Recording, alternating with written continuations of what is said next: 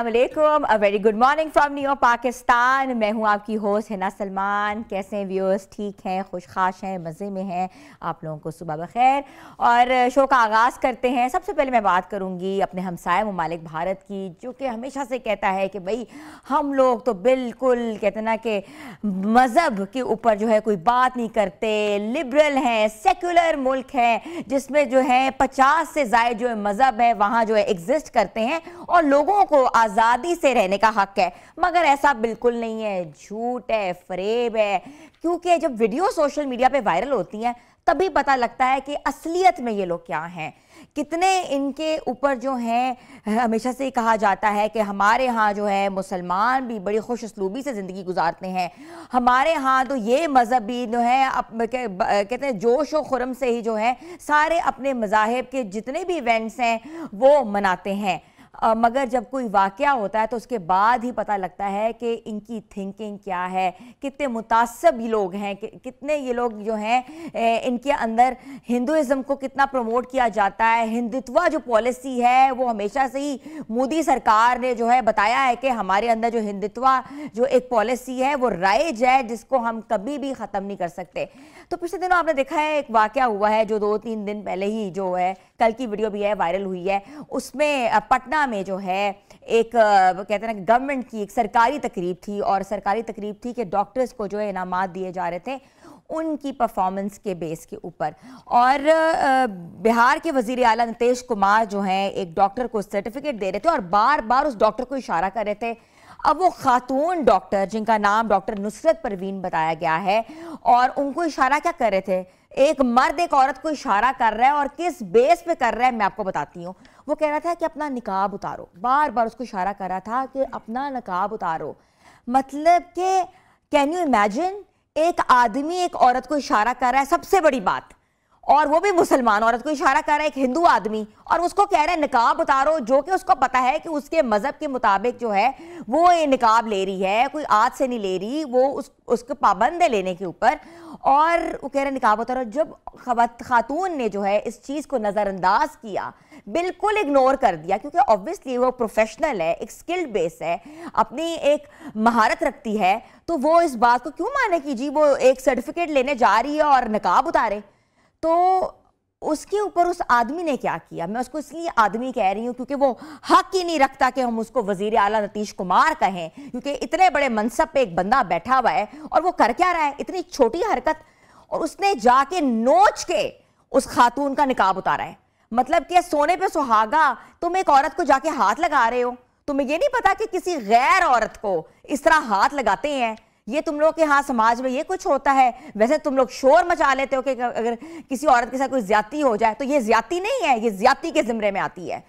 और नोच का निकाब उतारा, और उसके बाद लोग हक्के बक्के रह गए, वो खुद एक बार हक्के बक्के रह गए कि हुआ क्या उसके साथ।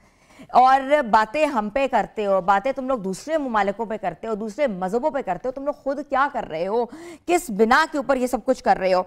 और गुज़िश्ता रोज़ पटना में होने वाले सरकारी तकरीब में जो कुछ हुआ है, पूरे माशरे को जो है शर्मिंदगी उठाना पड़ी है, शर्मिंदगी नहीं उठाना पड़ी, नदामत उठाना पड़ी, बल्कि असलियत दिखाई है कि हम लोग ऐसे हैं, हम लोग की हिंदुत्व जो पॉलिसी है वो ऐसी ही रहेगी, हम लोग जो मर्जी हो जाए मुतासब परस्त हैं और किसी मजहब को और मानते नहीं है, चाहे वहाँ 50 मजहब जो एग्जिस्ट करते हैं। तो ये सिर्फ हिजाब का मामला नहीं था, ये एक औरत की मर्जी को रोंदने का मामला था, उसके मजहबी हक को पामाल करने का मामला था, और इसकी इज्जत नफ्स को मजरू करने का मामला था। तो हमने सोचा कि हम इस मामले के ऊपर आज आपको आगाह करें कि कोई भी मज़हब हो, कोई भी किसी भी मनसक से वो ताल्लुक़ रखता हो, किसी को ज़दोकोब करने का हक़ नहीं है, किसी को उस पर अब मज़हब कहते ना कि तारी करने का हक़ नहीं है। कोई किसी पर मज़हब के बिना के ऊपर भी इस तरह का कोई चीज़ नहीं कर सकता, चाहे वो यहाँ हो, चाहे वो वहाँ हो, चाहे वो पूरी दुनिया में हो। हमने पिछले दिनों, आपको पता है पिछले कुछ सालों पहले फ्रांस में एक छोटी बच्ची जो स्कूल जा रही थी, उसके निकाब के ऊपर बात हुई थी, किसी ने उसका निकाब खींचने की कोशिश की थी तो पूरा फ्रांस बंद हो गया था, पेरिस के अंदर एहतजाज शुरू हो गया था। तो किसी मजहब का जो है हक नहीं है कि वो अपना मजहब दूसरे के ऊपर थोपे। और बगैर सोचे समझे इस तरह की कोई चीज़, कोई हरकत सकनात करे, ख़ास तौर पर ख़वातीन के हवाले से। तो और दूसरी बात ये जो चीज़ें जो है मंजर-ए-आम पर आई हैं और यहाँ वहाँ भारत की तरफ से डिफरेंट रिएक्शंस आ रहे हैं, क्योंकि भारत में बहुत बड़ी मुस्लिम कम्युनिटी जो है एग्जिस्ट करती है। पूरा बॉलीवुड के ऊपर जो राज करते हैं वो मुसलमान राज करते हैं, और उसके ऊपर इस तरह का कोई एक वाकया हो जाना, कहते हैं ना कि वाकई एक लाइन खींच देता है कि हिंदू अलग हैं, मुसलमान अलग हैं। और कहा यह जाता है कि हम लोग सब एक जैसे रहते हैं, हम एक दूसरे के जो भी मजहबी त्यौहार हैं उनको खुशउस्लूबी से मनाते हैं, मगर इस वाकये के बाद हमें पता लगा है कि ऐसा कुछ नहीं है। और बहुत से इंटरनेशनल मैगजीन में भी इस चीज़ को उठाया है, इंटरनेशनल प्लेटफॉर्म्स के ऊपर भी बात हो रही है, मीडिया के ऊपर भी बहुत ज़्यादा बहस छिड़ी हुई है। अवामी हलकों, समाजी कारकुनों, इंसानी हकूक़ के अलमदारों ने भी वाज़ेह अल्फाज में कहा है कि ये ताकत का गलत इस्तेमाल है। यहाँ ताकत का गलत इस्तेमाल किया जा रहा है। ताकत इसलिए क्योंकि मेजॉरिटी जो है वहाँ हिंदुओं की है, और वो हमेशा से मुसलमानों को पीछे करते हैं, ज़दोकोप करते हैं, नारे कसते हैं उनके ऊपर, उनको गलीज़ समझते हैं। और वाकई आज कायदे आज़म की बात जो है वाकई सच होगी। मोहम्मद अली जिन्ना का कहना था कि मुसलमान चाहे वहाँ रहें, लेकिन उनको हमेशा से ही अपना ट्रस्ट गेन करने के लिए बार बार लॉयल्टी का सबूत देना पड़ेगा। तो यही बात जो है दो कौमी नज़रिए को जिंदा कर रही है, और आज उनकी जो बात है वो दुरुस्त हो गई है। और ये वाक़या किसी मजाक या किसी गलत फहमी का नतीजा नहीं है, बल्कि ख़तरनाक सोच की अक्कासी करता है, एक मुतअस्सिब सोच की अक्कासी करता है, जहाँ मुसलमान ख़वातीन जो हैं मजहबी एतबार से ज़िंदगी नहीं गुजार सकती। उनको बुरकों के ऊपर भी बार बार उनको बुरकों के ऊपर जो है तोहमत लगाई जाती है, निशानदेही कर दी जाती है। इसके साथ साथ बुरका ना पहनने के ऊपर भी बार बार जो है बात की गई है। मगर क्यों करें जी, मज़हब तो मज़हब है जी, हर बंदे का मज़हब होता है, अक़लियतों का भी मज़हब है, और हर बंदे को अपनी मज़हब की आज़ादी की तहत जो है ज़िंदगी गुजारने का हक़ हासिल है। और इस वाक़े को मजाक बिल्कुल नहीं समझना चाहिए, बल्कि कंडेम करना चाहिए। तो आज हमने सोचा कि हम शो के आगाज़ में इस वाक़े को कंडेम करें। और ये बिल्कुल बात ये ना कि ये हंसी और हंसने की बात नहीं है, ये खामोशी इख्तियार करने की बात नहीं है, ये एक वाज़े दो टोक जो है वो मौक़िफ़ है, और इस मौक़िफ़ को इख्तियार करना भी बहुत ज़रूरी है। और मौक़िफ़ ये है कि वाकई मज़हब जो है हर इंसान का अपना अपना होता है। किसी की मजहबी शख्सियत, किसी भी मजहबी आज़ादी के ऊपर जो है वो किसी को ज़दोकोप करना, किसी को हरास करना, किसी को नोचना, और ख़ास तौर पर ख़वातीन को नोचना इंतहाई अफसोसनाक और कहते हैं ना कि बेशर्माना जो है वो एक अमल है। तो व्यूअर्स, छोटी सी ब्रेक पे जा रहे हैं, आप लोग हमारे साथ रहें।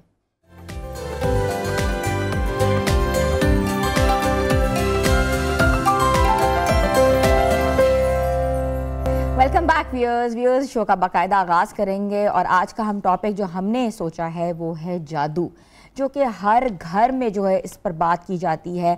अगर घर के हालात ख़राब हों, मियाँ बीवी के रिश्ते में खलल हो, या किसी के घर औलाद ना पैदा हो रहा हो, और इसके साथ साथ बहुत से ऐसे वाक़यात रोज़मर्रा की ज़िंदगी में हमारे साथ ऐसे होते हैं कि हमें लगता है कि हम पे किसी ने जादू किया गया है। वैसे जो जादू है वो बरहक है, कुरान मजीद में इसकी तरफ इशारा भी किया गया है।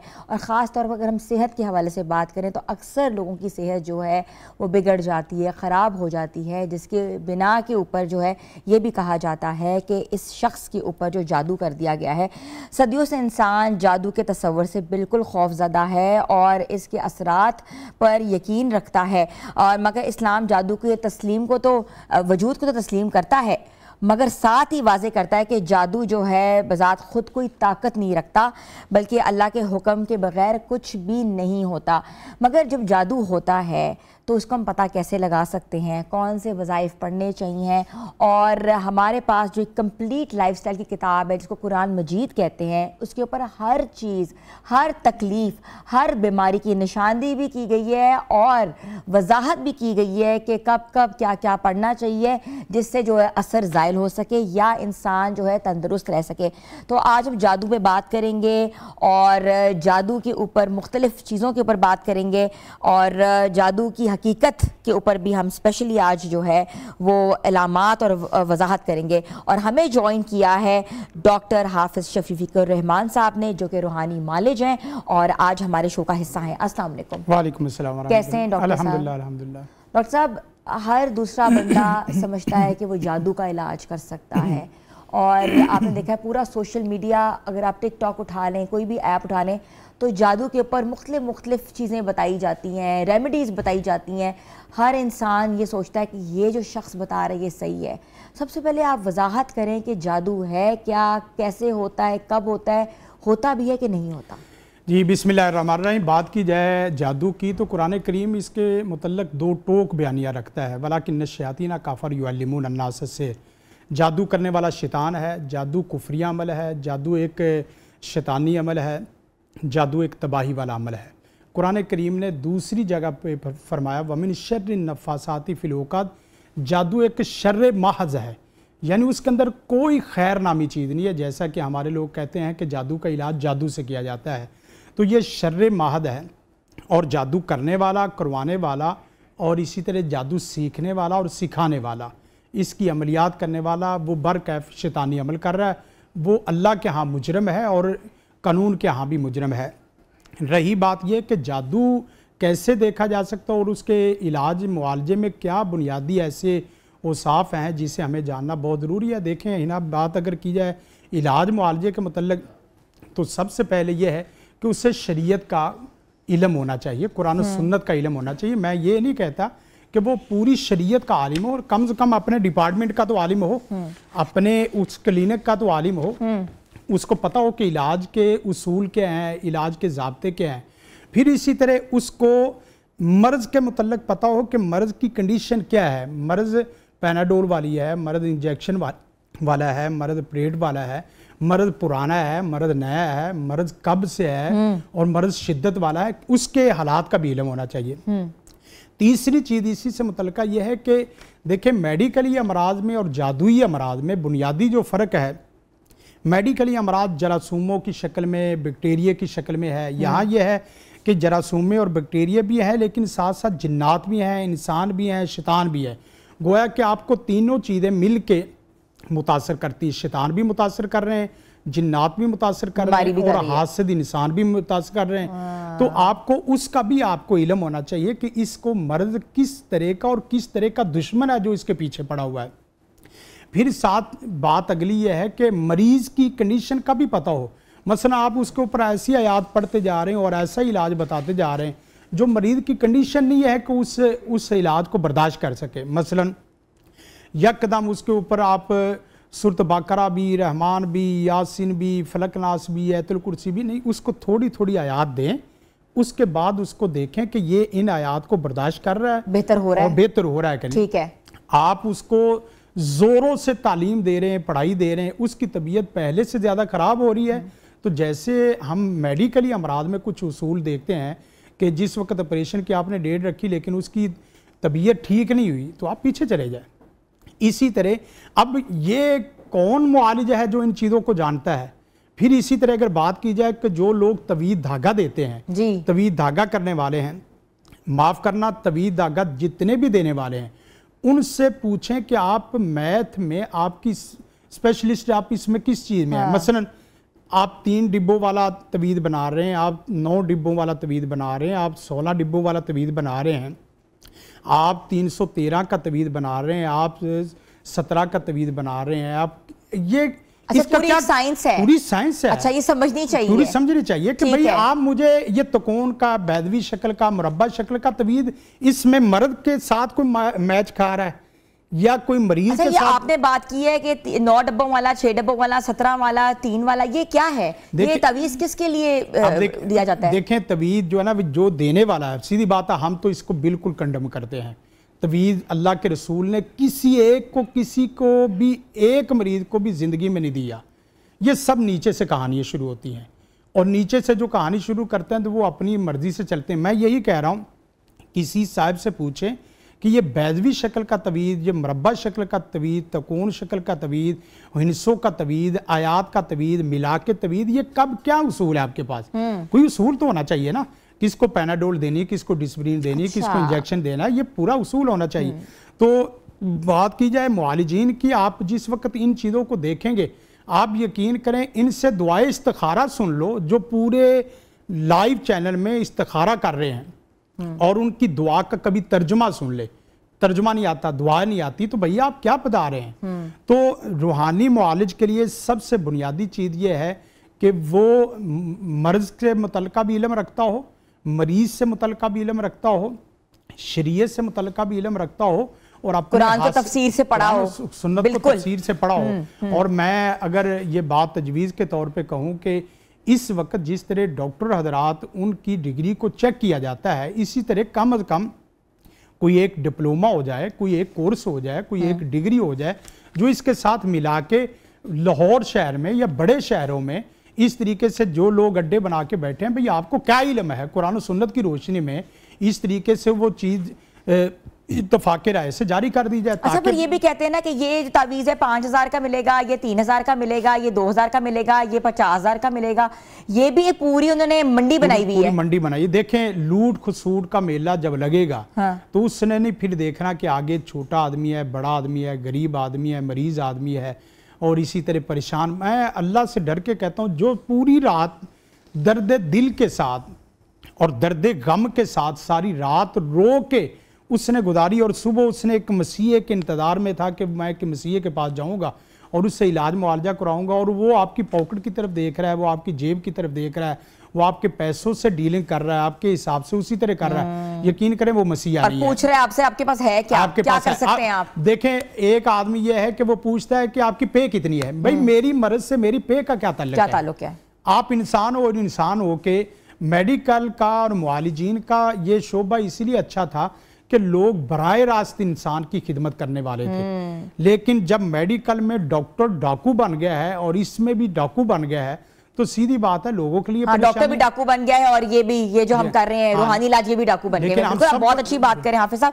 हाफिज साहब, रूहानी इलाज और जो लोग जो है वज़ाइफ के बारे में पूछना चाहते हैं डॉक्टर साहब से, तो हमें लाइव कॉल्स कर सकते हैं, स्क्रीन पर नंबर चल रहा है, तो आप लोग पूछ सकते हैं कि आप लोगों को कौन से मसाइल हैं और उन मसलों का हल जो है वो कुरानी आयात या तावीज़ से कैसे आप लोगों को मिल सकता है।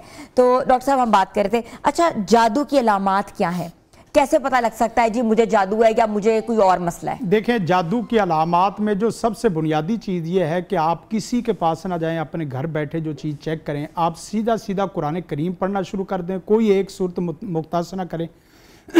आपको सूरत पढ़ते वक्त आपकी पेशानी में सिलवटें आनी शुरू हो जाए, पेशाना और पसीना आना शुरू हो जाए, आपकी तबीयत बदलनी शुरू हो जाए। इसी तरह दूसरे नंबर पर अज़ान आप 11 दफ़ा 21 दफ़ा जितनी दफ़ा भी दें, लेकिन पूरी तौहीद के साथ, अज़ान के साथ मरीज़ की कंडीशन बदलनी शुरू हो जाए, उसकी रंगत बदलनी शुरू हो जाए, उसकी आंखें चेंज होनी शुरू हो जाए, उसके हाथ मुड़ने शुरू हो जाए, इसी तरह उसकी आवाज़ बहकी आनी शुरू हो जाए।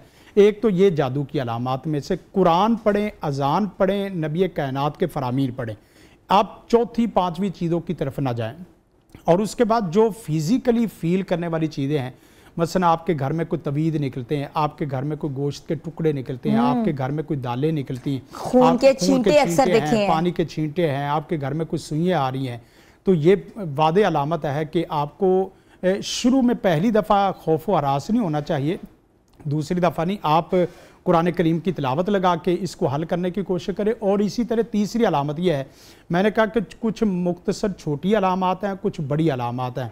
कुछ सोए महसूस होती हैं, मसलन किसी को घुटन महसूस होती है, किसी को घबराहट महसूस होती है, किसी को रात के अंधेरे में खौफ महसूस होता है, और किसी को उल्टे सीधे ख्वाब आने शुरू हो जाते हैं। ख्वाब की बिल्कुल ख्वाब से भी पता लग सकता है। ख्वाब से भी है, मसलन आप ऊपर से नीचे गिर रहे हैं, आपके पीछे कोई सांप लगा हुआ है, आपके पीछे कोई भैंसें लगी हुई हैं, आपको कोई मार रहा है, तो इसकी वादे अलामत है कि आपका कोई या तो हासिद है, कोई नजर बद लगाने वाला है, आपका कोई जादूगर है, आपका कोई शैतान है, आपके पीछे कोई जिन्नात है।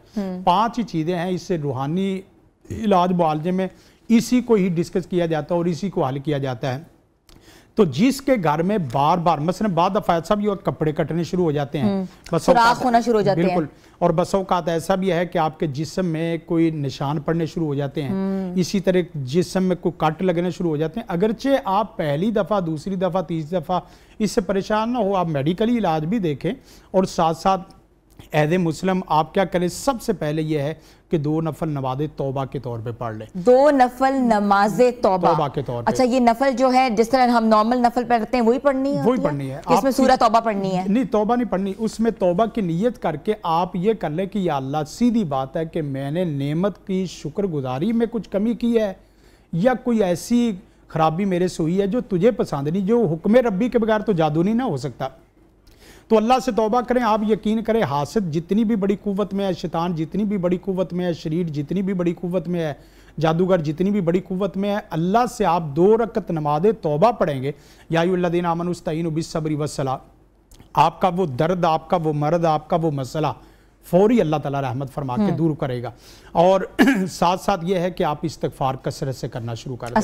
इस्तिग़फ़ार कसरत से शुरू कर दें। 5 वजीफे ऐसे हैं कि मैं कहता हूं कि इन दल करब। हाफिज हमारे साथ एक कॉलर है, हम पहले कॉलर ले लें। जी अस्सलाम वालेकुम। जी जी जी जी, कहाँ से बात कर रहे हैं? एबटाबाद से जी। जी, क्या नाम है आपका? आजम खान नाम है जी। आजम खान नाम है जी। आजम खान, क्या पूछना चाह रहे हैं आप? बस घर में, औलाद में और मेरे में बीवी मेरी फौत हो चुकी है, औलाद में बगावत बनी हुई है और बस मैं परेशान हूँ जी। बीवी फौत हो गई हुई है, बगावत कर रही है, औलाद जो है, और बहुत परेशान है। जी पता नहीं भला आलम बेसवा, वैसे मैं कोई बात भी जिसको भी मैं बोलता हूँ औलाद में जी करके जी बेटा जी, आगे से औलाद में बस ऐसा जवाब देती है कि पाँव से सर तक जल जाता हूँ। ठीक है आजम साहब, बिल्कुल आप सुने, डॉक्टर साहब आपको इसका हल बता रहे हैं। देखें, सबसे पहली बात यह है कि जो रब के सामने झुकना शुरू हो जाता है, अल्लाह मुआशरों को उनके सामने झुकाना शुरू कर देता है।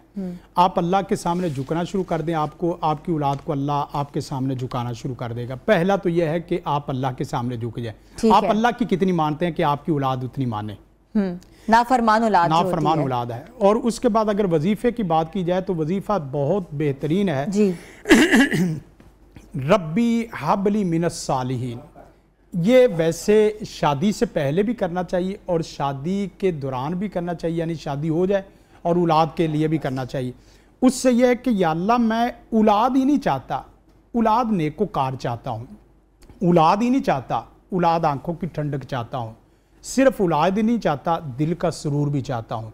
गोया कि औलाद आपके दिल का नूर, आंखों का सुरूर हो, और दिल का सुरूर आंखों का नूर हो और फरमा बरदार हो, ये इसी दुआ से हो जाएगा। और दूसरी दुआ ये है, रब्बना हब लना मिन अज़वाजिना व ज़ुर्रिय्यातिना कुर्रता अयुन वजअलना लिलमुत्तक़ीना Imama.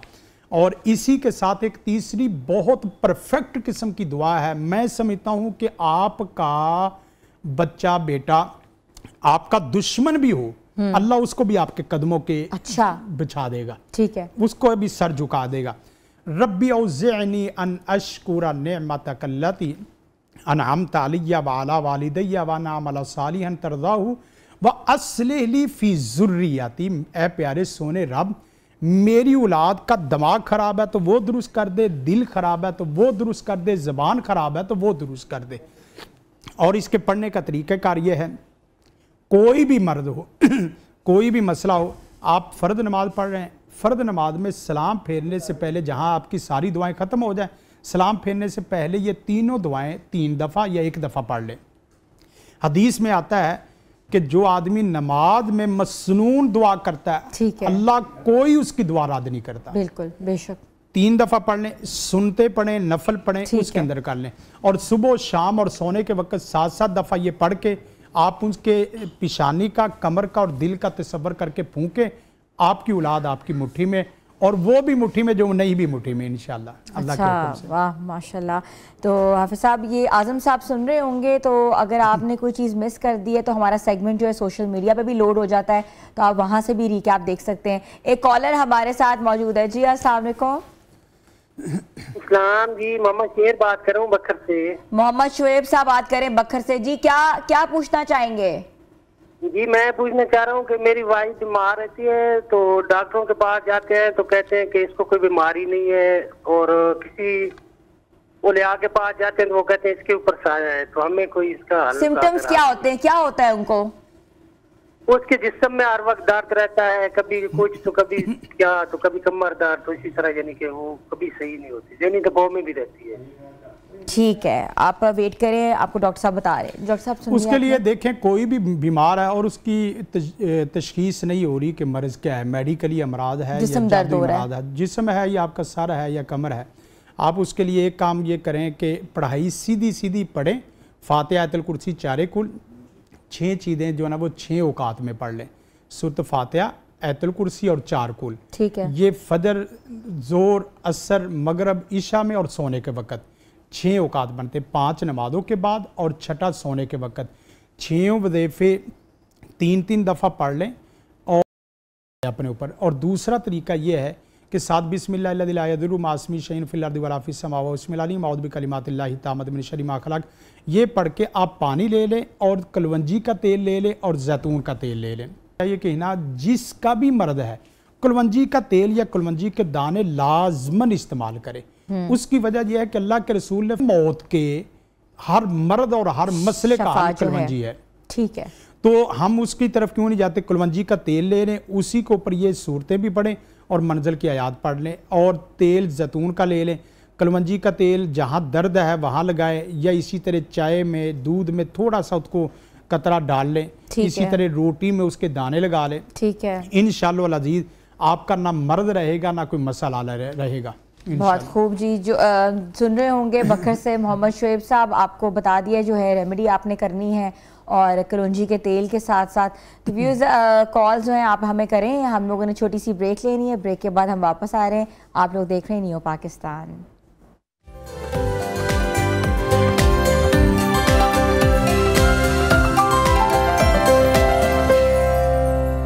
Welcome back viewers. Break पर जाने से पहले हम बात करते हैं जादू के ऊपर, और हमारे साथ रूहानी मौलज मौजूद हैं डॉक्टर हाफिज शफीकुर रहमान साहब। आप लाइव कॉल्स कर सकते हैं, बल्कि हमारे साथ एक लाइव कॉलर भी मौजूद हैं जो कि हम उनसे पूछते हैं वो क्या पूछना चाह रहे हैं। जी अस्सलाम वालेकुम।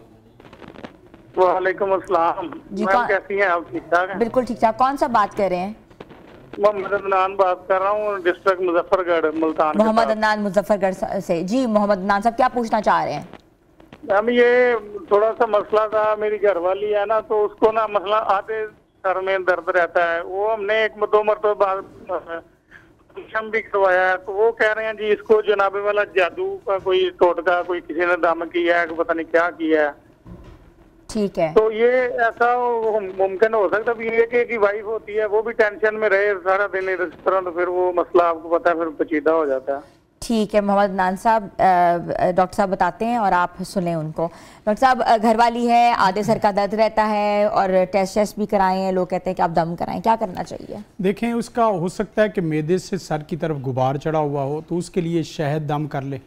शहद बीमारी जितनी भी है, सर की बीमारियाँ और मैदे की बीमारियाँ, वो बहुत ही मुफीद हैं। और इसी तरह एक काम और करें कि दम वाला पानी ना, होता यह है कि हमारे लोग ना हसद का, नज़र बद का, जादू का, शैतान का, शयातनत का शिकार होते हैं, लेकिन कोई भी बहुत कम ऐसे घराने हैं या लोग हैं जो दम वाले पानी से वज़ू कर रहे हों या दम वाले पानी से गुस्ल कर रहे हों। अल्लाह के रसूल सल्लल्लाहु अलैहि वसल्लम ने नज़र बद के लिए बाकायदा गुस्ल का ये तालीम दी है।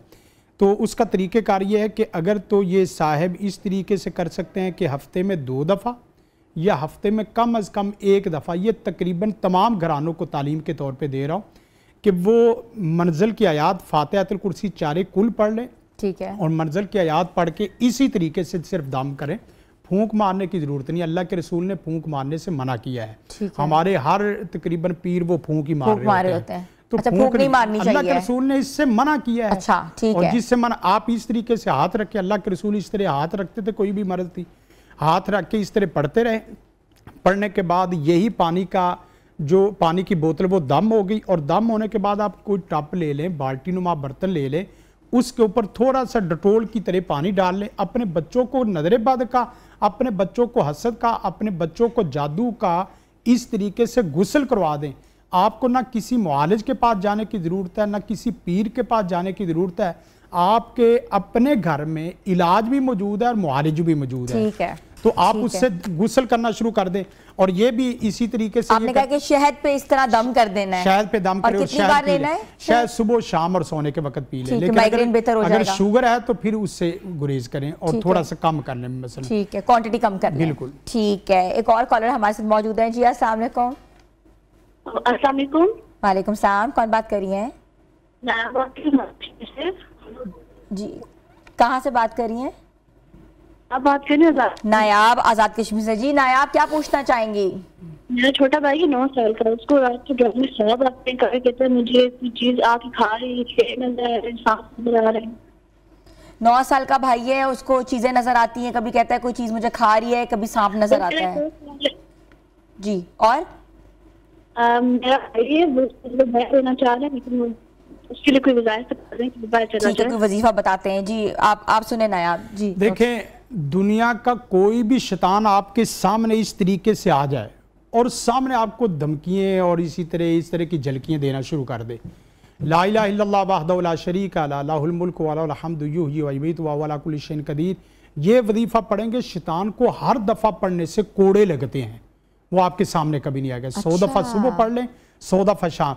मैं अल्लाह की कसम उठा के कहता हूं कि आप जितने भी जादूगर उनसे आप तंग हैं, हासिदीन से तंग है, शरीरों से तंग है, आप इसके अंदर तौहीद पैदा करके, इखलास पैदा करके, रसूल की सुन्नत का पूरा ध्यान रख के सुबह 100 दफ़ा और शाम को 100 दफ़ा पढ़ लें और फिर जादूगरों के डेरों में और इदारों में चले जाएं।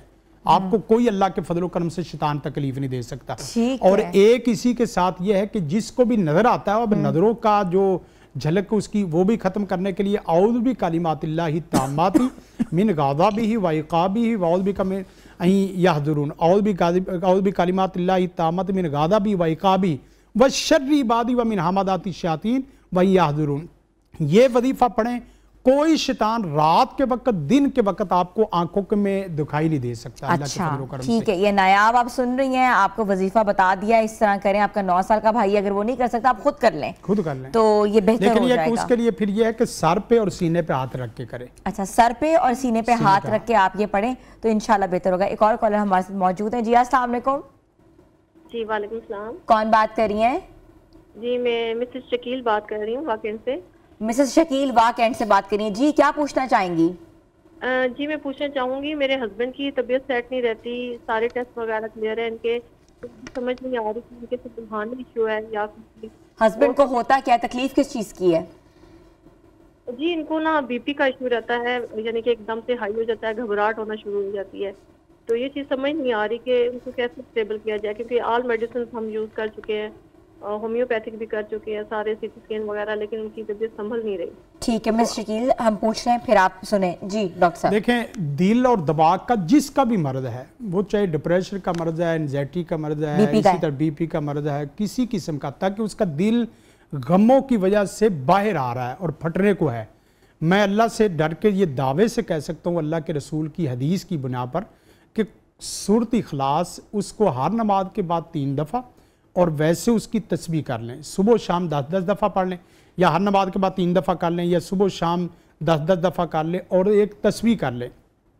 लेकिन पढ़ना इस तरीके से, ए प्यारे सुने रब, कुल हुवल्लाहु अहद, सिर्फ मेरा अल्लाह अहद है, कोई अल्लाह अहद नहीं है, मेरा अल्लाह समद है, कोई दुनिया में समद नहीं, मेरा अल्लाह तो वही है जो अहद है, मेरा अल्लाह तो वही है जो समद है, मेरा अल्लाह वो है जो लम यलिद है, मेरा अल्लाह वो है जो लम यूलद है, वलम यकुल लहू कुफुवन अहद।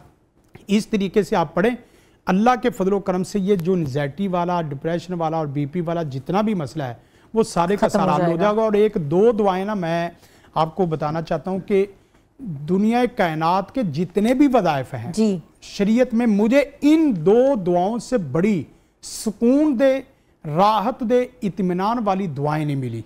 अच्छा। और ये इतना सुकून पैदा करने, कौन सी दुआएं हैं? और फिर ये दुआ दुनिया कायनात के सवाब के एतबार से सबसे बड़ी दुआ है। ठीक है। मसलन कोई आदमी सुब्हानल्लाह बिहम्दिही सुब्हानल्लाह अज़ीम, दुरूद पाक, आयतुल कुर्सी, इस्तिग़फ़ार 1000 दफ़ा पढ़ लेगा। कौन है ऐसा वली पीर कोई 2-2 हज़ार दफ़ा पढ़े? नहीं पढ़ सकता। सुबहानल्लाह ही आदद मा खालका, सुबहानल्लाह ही मिला मा खालका, सुबहान अल्लाह यादद मा फिल अर्दि वस्समा, सुबहान अल्लाह मिला मा फिल अर्दि वस्समा, सुबहान अल्लाह यादद मा सा किताबु, सुबहान अल्लाह मिला मा सा किताबु, सुबहान अल्लाह यादद कुल्ली शै, सुबहान अल्लाह मिला कुल्ली शै। मेरा कोई जुमला एक भी ना, वो आप गूगल करेंगे आपको ये दुआ आ जाएगी। अच्छा। ये दुआ ऐसी नहीं जो मेरी और मेरी किताब से, मेरे मकतबा में फिक्र से, कुरान से है ये। अल्हम्दुलिल्लाह याददा मा खलक, अल्हम्दुलिल्लाह मिला मा खलक, अल्हम्दुलिल्लाह याददा मा फिल अर्दि वस्समा, अल्हम्दुलिल्लाह मिला मा फिल अर्दि वस्समा, अल्हम्दुलिल्लाह अददा मा सा किताबु, अल्हम्दुलिल्लाह मिला मा सा किताबु, अल्हम्दुलिल्लाह अददा कुल्ली शै, अल्हम्दुलिल्लाह मिला कुल्ली शै।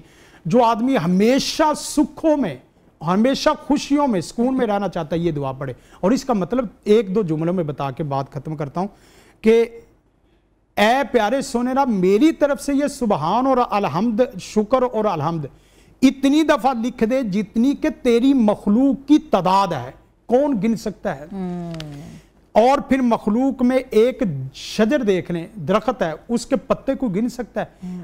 आप रेत देख लें, उसके जर्रात को कोई गिन सकता है। गोया के लामुतनाही अदद और अरबों खरबों अदद में अपनी सुबहान लिखना चाहते तो ये दुआ है। अच्छा। और ये बड़ी जबरदस्त, ये दो दुआएं जो आपने बताई, मसनून दुआएं, ये बहुत दुआ। और एक और दुआ है कि वो तीसरी इसी के मुतल्लिका है।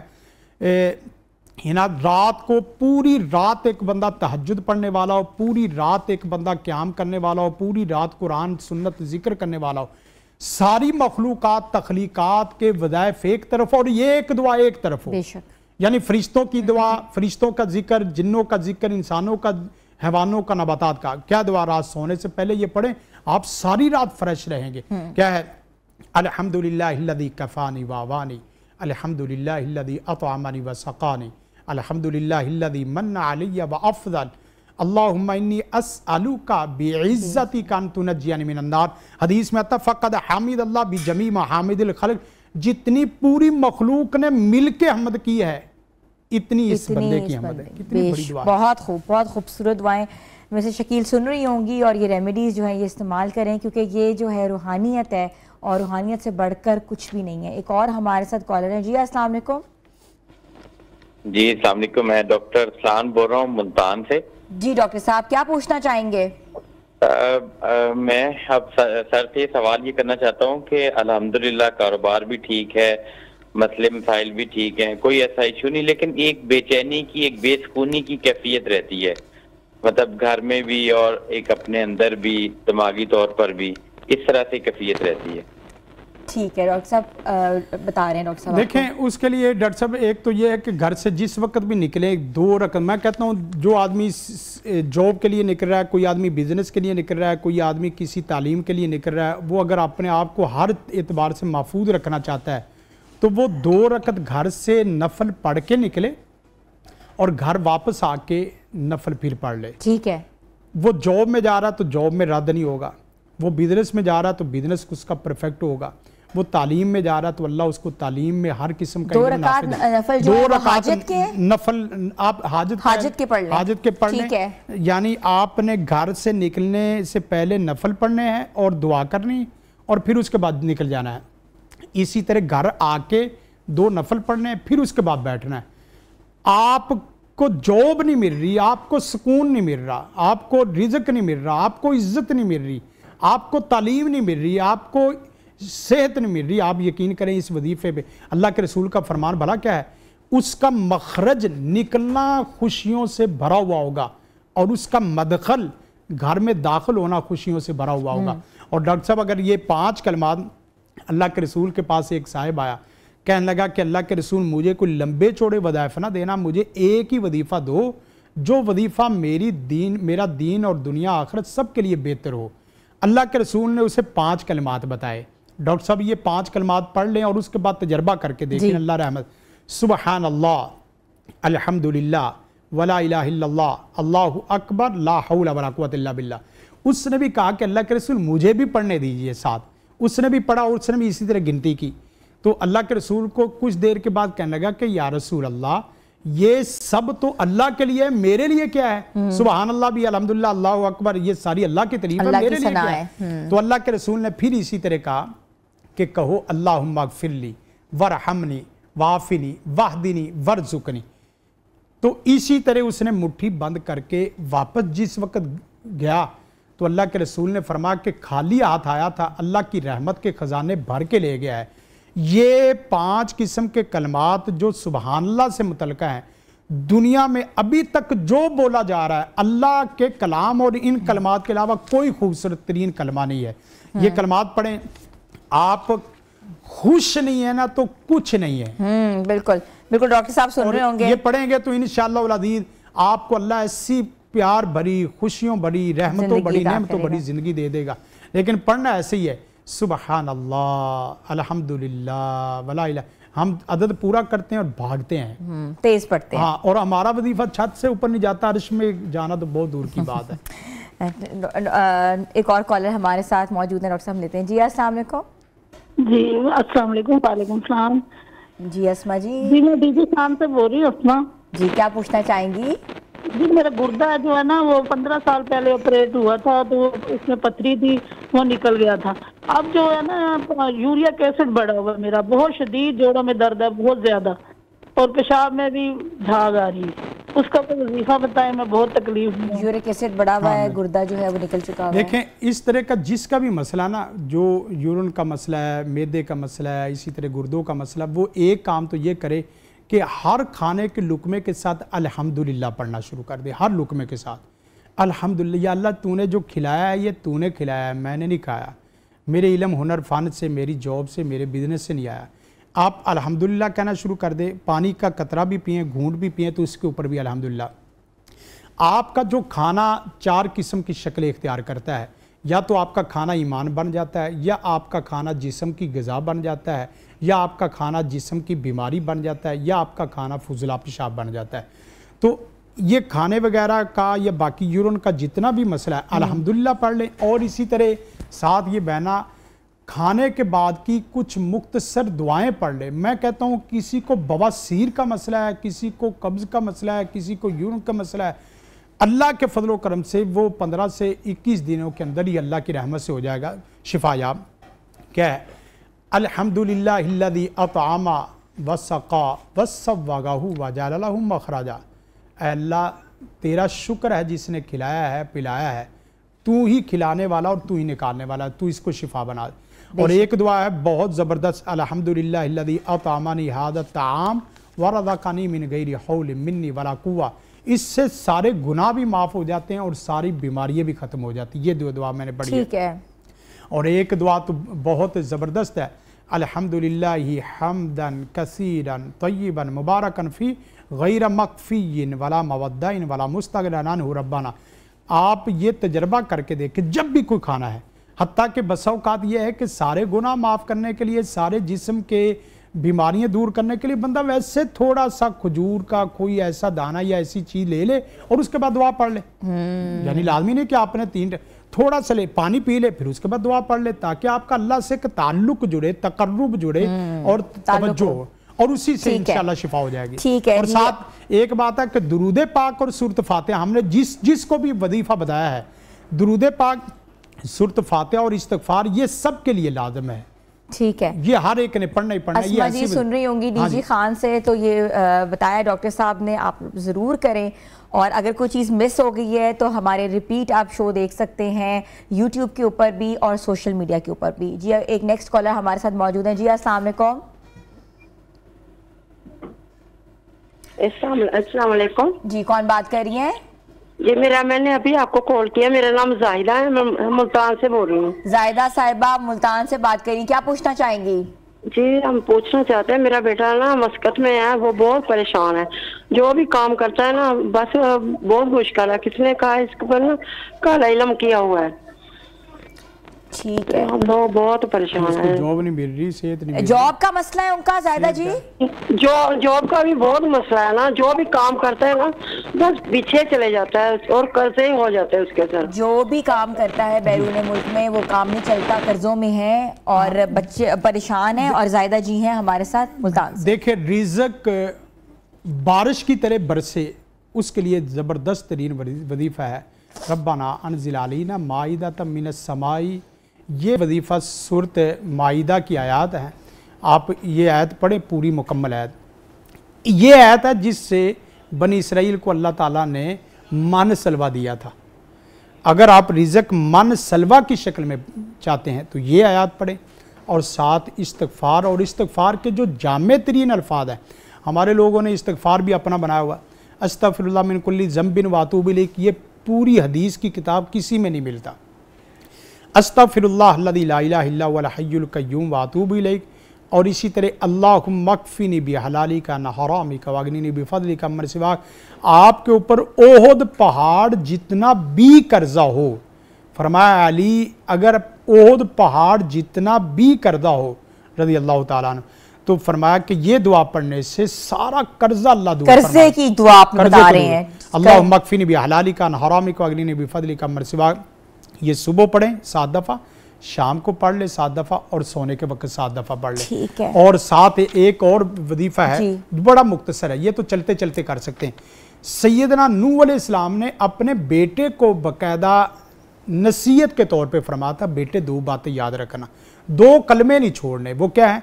सुबहानल्लाह व बिहम्दी ला इलाहा इल्लल्लाह।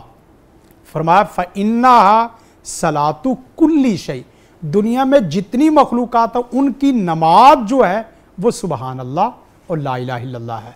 और दुनिया में जितनी मखलूक इस वक्त रिज़्क खा रही है वो सारी मखलूक इन 2 कलमात की वजह से रिज़्क दी जाती है।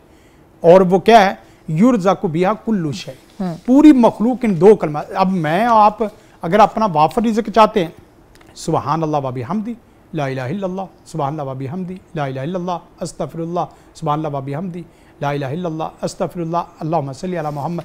आप इतना पढ़ते हैं, आप यकीन करें रिज़्क देखना आता कैसे है। ठीक है, रिज़्क कहते ना कि फरवानी से आएगा। बहुत बहुत शुक्रिया। हमारे साथ मौजूद है रूहानी मौलिज डॉक्टर हाफिज़ शफीकुर रहमान साहब। आज हम बात कर रहे थे जादू के ऊपर, और इसके साथ साथ हमने आज लाइव कॉल इसलिए ओपन की ताकि आप लोगों की जो प्रॉब्लम्स हैं हमारे डिस्कस कर सकें, आपको बता सकें कि रूहानियत के ऊपर जो है इन सब प्रॉब्लम्स का कैसे इलाज किया जाता है, कौन कौन सी आयतें, कौन कौन से वजीफ़े करने चाहिए।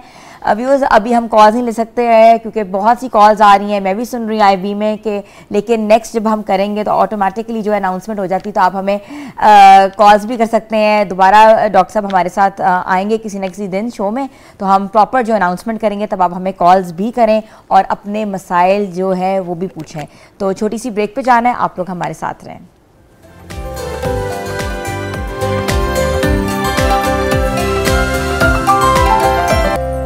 Welcome back viewers. हम बात करते हैं आज चाय पर, इसलिए बात करें क्योंकि पाकिस्तान जो है वो एक तरह से एक लार्जेस्ट इंपोर्टर है जो कि चाय जो है दूसरे ममालिक से मंगवाता है। और पाकिस्तान को ये कहा गया है कि जितने भी लोग यहाँ बसते हैं उनकी ज़िंदगी चाय के बगैर अधूरी है, और दिन में 3-3, 4-4, 5-5 कप चाय पीते हैं। और इसके साथ साथ जो ख़वातीन डाइट पे होती हैं वो भी अपना पूरा दिन जो है चाय या कॉफ़ी पे गुजारती हैं। तो आज हम बात करेंगे क्या एक रिसर्च के मुताबिक ये भी कहा गया है कि जो चाय है वो हड्डियों को मजबूत बनाता है, और ये रिसर्च जो है या ये वाकई काबिल सताइश है या इसको नेगेट करना चाहिए। और इसके साथ साथ ये भी इंकशाफ हुआ है कि ख़वातीन की जो हड्डियाँ की जो कमज़ोरी होती है उसको भी कम करता है, और बढ़ती उम्र के साथ साथ जो है इंसान जो है अपने आप को तरोताज़ा फील करता है। क्या ये है या नहीं है, और हम इस पर आज डिटेल डिस्कशन भी करेंगे। और डिस्कशन करने के लिए हमें ज्वाइन किया है न्यूट्रिशनिस्ट हैं, और आपने इनको हमारे शो से पहले भी देखा है, हमाला खान, जिनको मैं वेलकम करती हूँ। अस्सलाम वालेकुम। वालेकुम अस्सलाम। कैसी हैं हमाला? आई एम गुड, आप बताएं। बिल्कुल ठीक। हमाला वैसे तो हम सब्जियों पे, फ्रूट के ऊपर, हाई प्रोटीन के ऊपर डिस्कस करते थे, लेकिन आज हम डिस्कशन कर रहे हैं चाय के ऊपर। और पाकिस्तान जो है one of the largest importer है चाय का, क्योंकि चाय पाकिस्तान में नहीं पाई जाती। अरबों रुपए से हम सिर्फ जो चाय पीने में खर्च कर देते हैं, तो क्या ये भी एक वेस्टेज नहीं है? अगर ये हड्डियों के लिए अच्छी है तो उसके बारे में बताएं, और अगर ये वेस्टेज है तो ये भी बताएं। बिल्कुल ही ना। और जैसे ही सर्दियाँ आती जाती हैं मुझे लगता है कि चाय की कंजम्पशन नॉर्मल से भी ज़्यादा बढ़ जाती है, बिकॉज लोग जो हैं वो किसी ना किसी फॉर्म में गर्म रहने के लिए या अपने आप को सर्दी से बचाने के लिए चाय का इस्तेमाल कर ही रहे होते हैं। तो वो जो आप बात करी है कि हम बहुत ज़्यादा एक्सपोर्ट कर रहे होते हैं, तो मुझे लगता है कि सर्दियों में वो वैसे ही बढ़ जाता है। अच्छा, दूसरा जैसे आप हड्डियों की बात कर रही हैं कि हड्डियों में अफादियत प्रोवाइड करी होती है, कैल्शियम का लेवल इंक्रीज करी होती है। हम पहले चाय पीने के कुछ ऐसे असूल हैं जो डिस्कस कर लेते हैं कि चाय जो लोग कंज्यूम करें, क्योंकि पाकिस्तान में बहुत सारे ऐसे लोग हैं जो कहते हैं कि अगर हम चाय कंज्यूम नहीं करें तो हमारे सर में दर्द रहता है, हम चाय के बगैर रह नहीं सकते हैं, रात के खाने के साथ चाय नहीं पी रहे तो हमें नींद नहीं आती है। डिफरेंट किस्म के मसाइल हैं। बहुत सारे ऑफिस में जो लोग काम कर रहे होते हैं वो कहते हैं हमसे मीटिंग्स हैंडल नहीं किए जा रही होती जब तक हम चाय कंज्यूम नहीं कर रहे। सुबह एम्प्टी स्टमक चाय का इस्तेमाल बहुत ज़्यादा किया जा रहा है। सो अगर आप चाय बहुत ज़्यादा पसंद करते हैं या उसको पीना चाह रहे हैं तो कुछ असूल जो हैं वो अपने दिन में, अपनी ज़िंदगी में डाल लें ताकि चाय जो है वो अल्टीमेटली आपके लिए फ़ायदेमंद रहे। सबसे पहले कि चाय को एम्प्टी स्टमक बिल्कुल भी इस्तेमाल मत करें। बहुत सारे लोग ग्रीन टी, अच्छा जब मैं चाय की बात कर रही हूँ तो साथ ही मैं ग्रीन टी और ब्लैक कॉफ़ी की बात भी कर रही हूँ। तो बहुत सारे लोग इन चीज़ों का इस्तेमाल सुबह एम्प्टी स्टमक कर रहे होते हैं, ये एक बहुत गलत प्रैक्टिस है, ऐसे बिल्कुल मत करें। चाय का इस्तेमाल अगर आपने करना है तो नाश्ते के बाद करें, नाश्ते से पहले एम्प्टी स्टमक तो बिल्कुल भी इस्तेमाल मत करें। अच्छा, अब बहुत सारे लोग क्या कर रहे होते हैं, नाश्ते के साथ चाय का इस्तेमाल कर रहे होते हैं या फिर उससे पहले इस्तेमाल कर लिया, डिनर के साथ इस्तेमाल कर लिया। पेट लोग बहुत लेते हैं चाय, सुबह उठते हैं सबसे पहले उनको बेड टी की जरूरत होती है, वो कहते हैं हम लोग आंखें खोलें तो साइड में हमारे चाय पड़ी। बिल्कुल ऐसे, ये एक बहुत गलत प्रैक्टिस है। इसको तो आपने बिल्कुल ठीक कर लेना है ना, लेकिन अगेन अब क्या प्रैक्टिस है कि डिनर के फौरन बाद चाय आ जाए या लंच के साथ चाय आ जाए या नाश्ते के साथ बहुत लोग चाय पीते हैं। इसमें आपने एक कॉमन प्रैक्टिस अपनी लाइफ में ये शामिल कर लेनी है कि खाने से घंटा पहले और घंटा बाद में आपने चाय का इस्तेमाल नहीं करना, उसके अलावा आप चाय का इस्तेमाल कर सकते हैं। फॉर इंस्टेंस आपने नाश्ता अगर 9 बजे किया है तो कोशिश करें 10 बजे तक चाय का इस्तेमाल ना करें, 10 बजे के बाद चाय का इस्तेमाल करें। क्यों? क्योंकि चाय के अंदर बहुत सारे ऐसे न्यूट्रिएंट्स होते हैं जो आपके नाश्ते के न्यूट्रिएंट्स को आपकी बॉडी में एब्जॉर्ब नहीं होने दे रहे होते। कैफीन जो है वो एक बहुत इंपॉर्टेंट रोल प्ले करता है, जो आयरन की एब्जॉर्प्शन और कैल्शियम की एब्जॉर्प्शन जो है वो हमारी बॉडी में होने नहीं दे रहा होता। सो अगर हम चाय का इस्तेमाल करना ही चाहते हैं तो कोशिश करें कि नाश्ते, लंच, डिनर से घंटा पहले नहीं बल्कि घंटे बाद में इस्तेमाल करें। अच्छा, अब बहुत सारे लोग जैसे रात को बहुत ज़्यादा चाय का इस्तेमाल कर रहे होते हैं, इससे एंजाइटी का लेवल बहुत ज़्यादा बढ़ जाता है, एंजाइटी बढ़ जाती है और साथ ही साथ बहुत सारे लोगों को इंसोमिया की शिकायत रहती है, नींद के मसाइल बहुत ज़्यादा फेस करने पड़ते हैं। बहुत सारे लोग कहते हैं कि आप अपने मील प्लान्स में चाय लिख देते हैं, हम ठीक है हम रात को अगर ग्रीन टी यूज़ करें तो हमें बहुत फ़ायदा हो रहा है ये वो, लेकिन कोशिश करें कि 6 बजे के बाद किसी भी किस्म की कैफीन का इस्तेमाल ना करें, क्योंकि अल्टीमेटली वो आपको एंजाइटी की तरफ लेकर जाएगी, वो आपके नींद के मसाइल पैदा करेगी, आपको साइकोलॉजिकल इश्यूज की तरफ लेकर जाएगी। अक्सर लोग ये भी कहते हैं कि चाय जो है वो नशा है, ऐसे ऐसे नशा टूट रहा है, चाय नहीं मिल रही नशा टूट रहा है, कॉफ़ी नहीं मिल रही नशा टूट रहा है। तो जो चाय जो है वो हम क्या एज अ कंपैरिजन टू नशा और अद्वियात के तौर पे इस्तेमाल कर रहे हैं? अच्छा हिना, ये आपकी जो बात है वो किसी हद तक बिल्कुल ठीक है, क्योंकि बहुत सारे लोगों को जब हम चाय छोड़ने का कहते हैं तो हम एकदम से नहीं कह पाते कि कल से आपने चाय की कंजम्पशन नहीं करनी, हमें उनको ग्रेजुअली छुड़वाना पड़ता है। और फिर भी आप देखें जब वो छोड़ रहे होते हैं तो 2 हफ्तों तक वो ये कंप्लेन जरूर करते हैं कि उनके सर में दर्द रहता है। तो कैफीन जो है वो कहीं ना कहीं हमें इस ड्रग्स वाली जो फीलिंग है वो दे रहा होता है, क्योंकि वो अल्टीमेटली हमारी बॉडी के साथ एसोसिएट हो जाता है, साइकोलॉजिकली एसोसिएट हो जाता है। कैफीन नो डाउट हमें अलर्ट रखने में बहुत हेल्प कर रही होती है, हमें एक्टिव रखने में बहुत हेल्प कर रही होती है।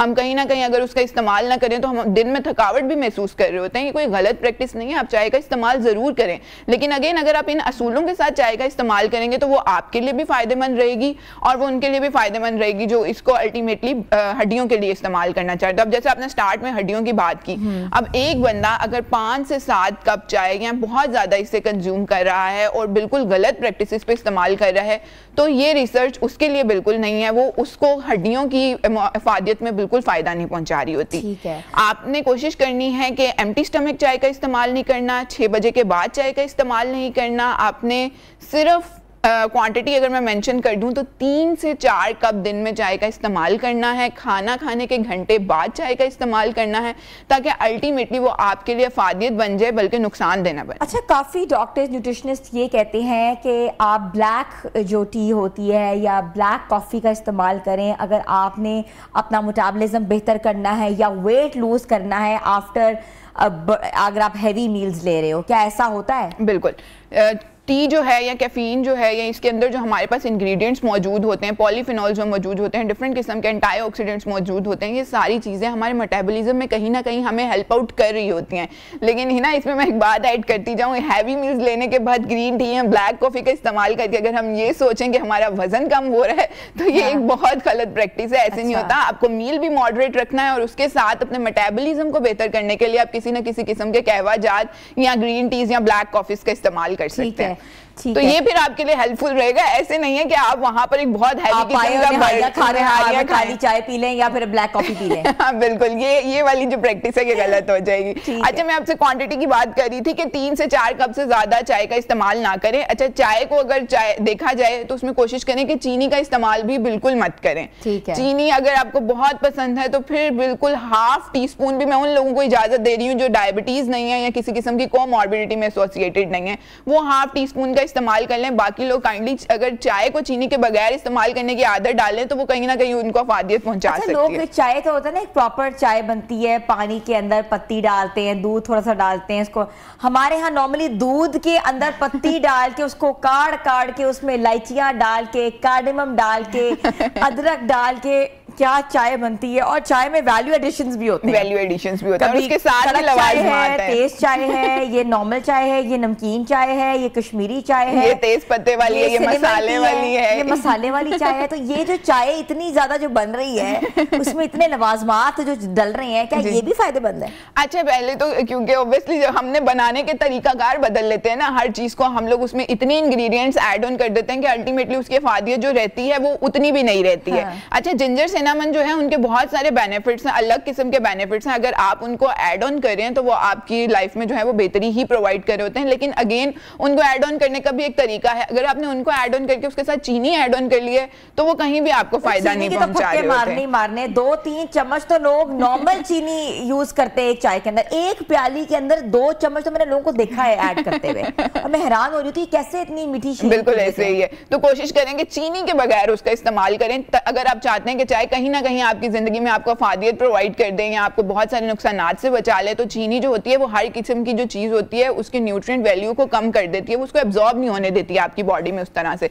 तो इसलिए जरूरी है कि हम इसको चीनी के बगैर इस्तेमाल करें। एक और चीज मैं आपको बता दूं, रात को बहुत सारे लोग जो चाय पीकर या चाय पीना पसंद कर रहे होते हैं, क्योंकि कैफीन जो है ये डायरियोटिक्स है, आम जुबान में बात करें तो ये पेशाब आवर है। तो सर्दियों के मौसम में बहुत सारे लोग जो शिकायत करते हैं कि हमें रात को बार बार उठ के वॉशरूम जाना पड़ता है, वो कोशिश करें कि रात को सोने से पहले चाय का इस्तेमाल ना करें, अपनी जो लिमिट है वो कम कर दें और 6 बजे के बाद चाय का इस्तेमाल ना करें ताकि उनको इस सारी चीजों से भी बच सकें। अच्छा, हमारा मुझे बताएगा कि जो चाय है, जो टी है, ये एसिडिक होती है, ये ड्राइनेस पैदा करती है जिस्म में?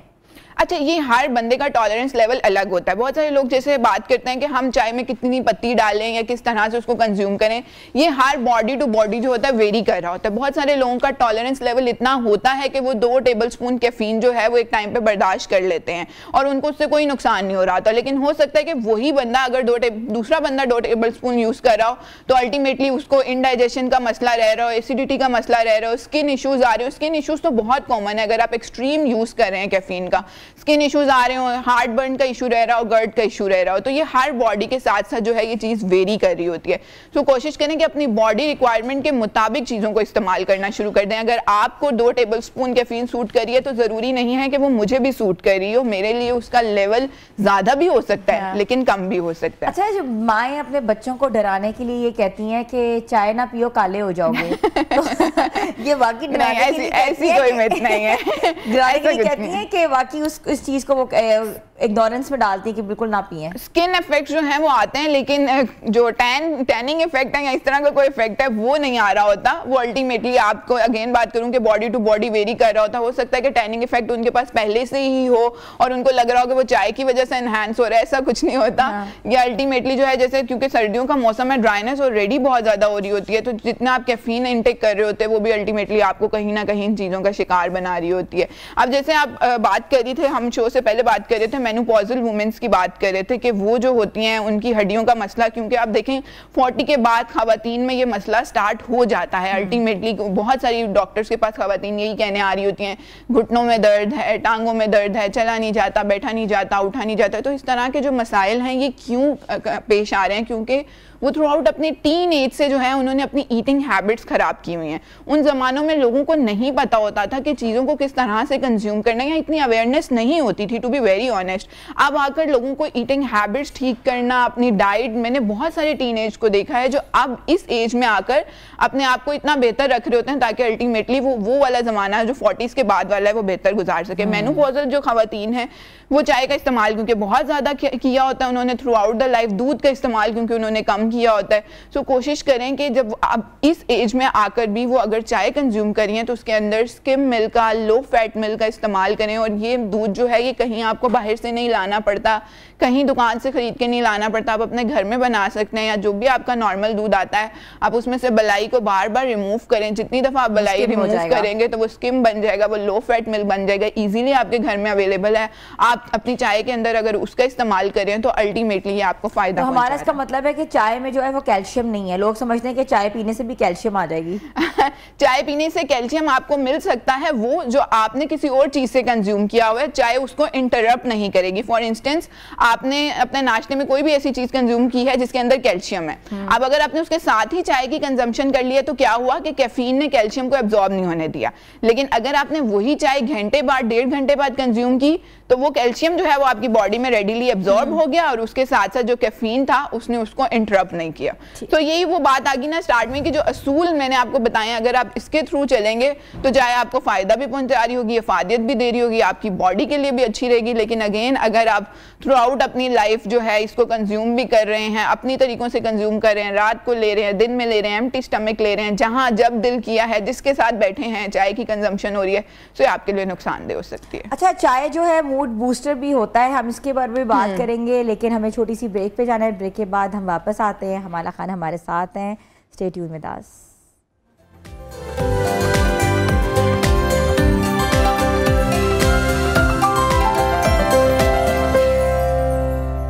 Welcome back viewers. हम बात कर रहे थे चाय के नुकसानात की, उसकी अफादियत की, किस एज को कितनी चाय पीनी चाहिए, चाय कब कब पीनी चाहिए, कैसे पीनी चाहिए, और जो हम वैल्यू ऐड करते हैं क्या वो न्यूट्रिशन को मार देता है या उससे भी फ़ायदा होता है।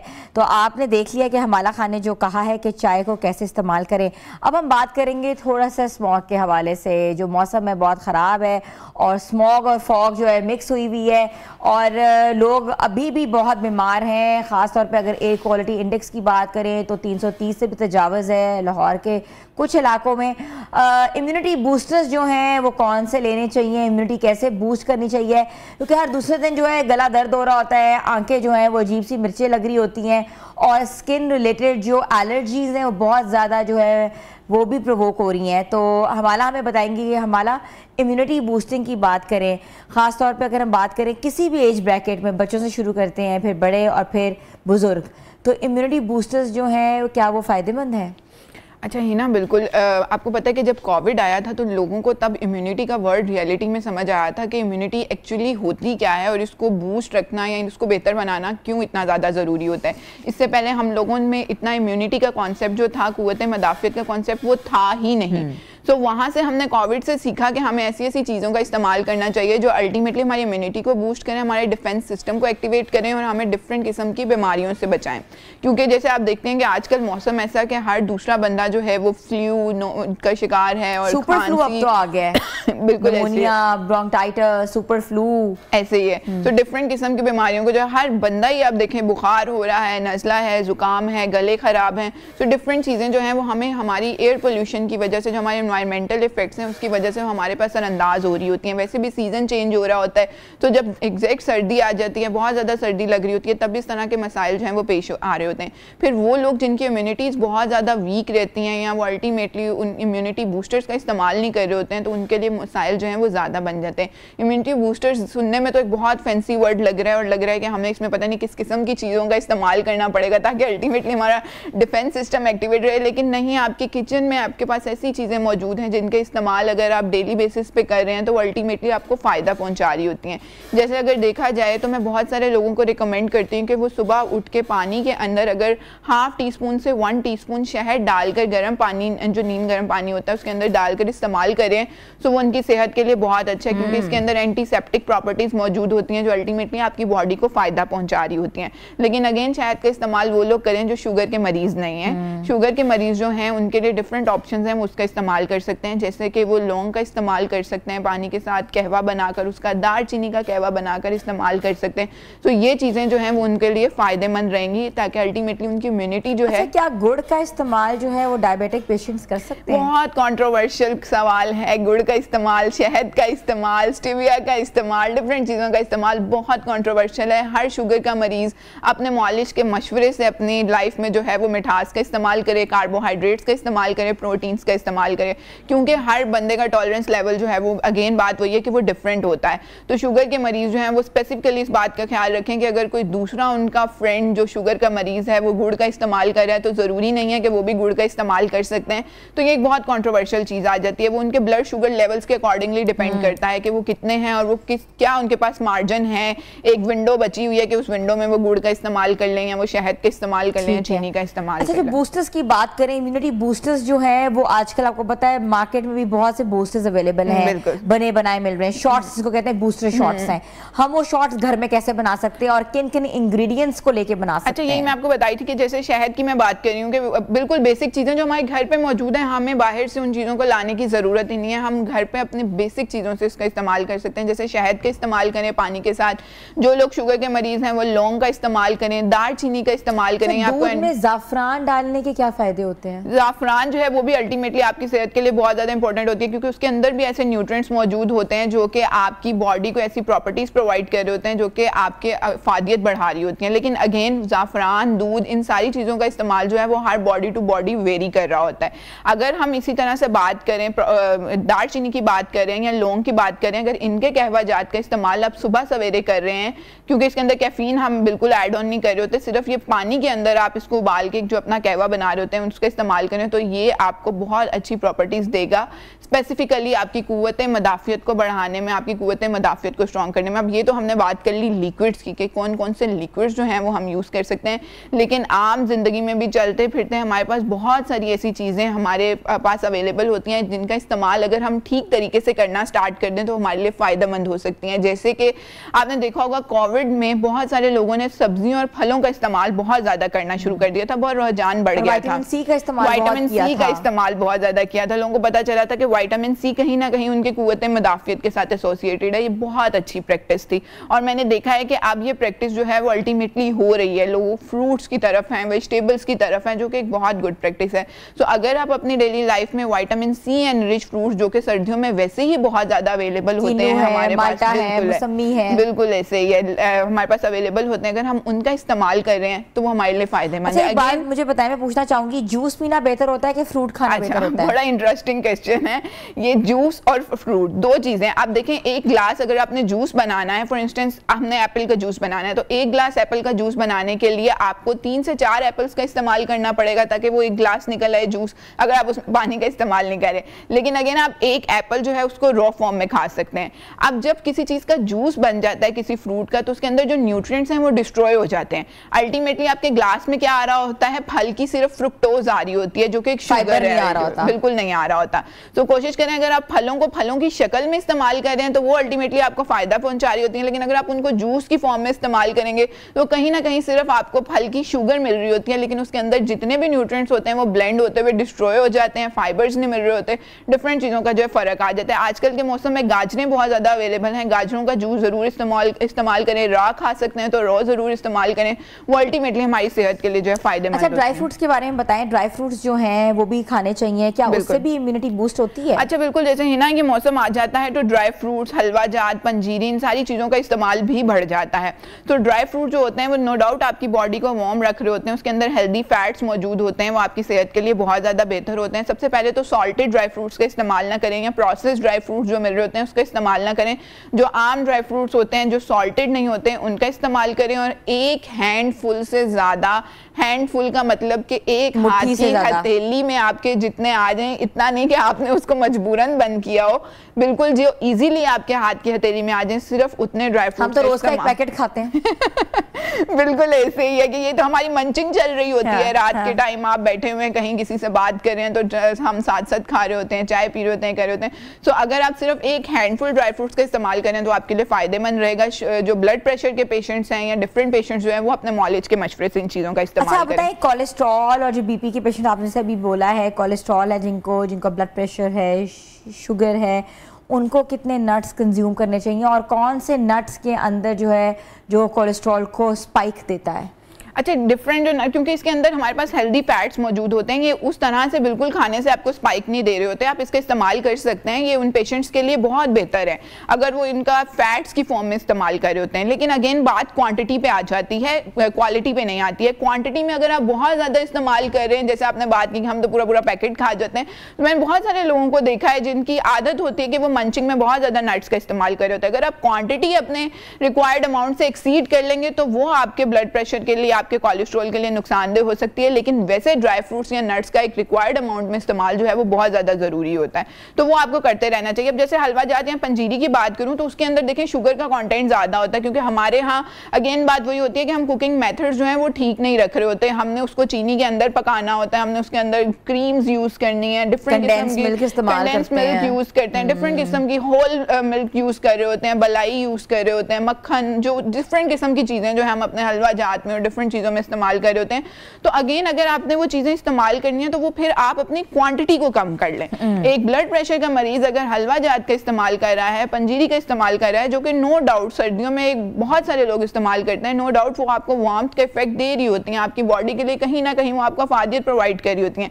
लेकिन अगेन जब उसमें चीनी ऐड हो जाती है तो उसकी अफादियत जो है, न्यूट्रिएंट लेवल जो है वो कम हो जाते हैं। फिर भी अगर आप उनका इस्तेमाल करना चाहते हैं, क्योंकि पाकिस्तान है ये, तो आप कोशिश करें कि अपनी रिक्वायर्ड डोजेज से ज़्यादा उसकी अमाउंट एक्सीड ना करें।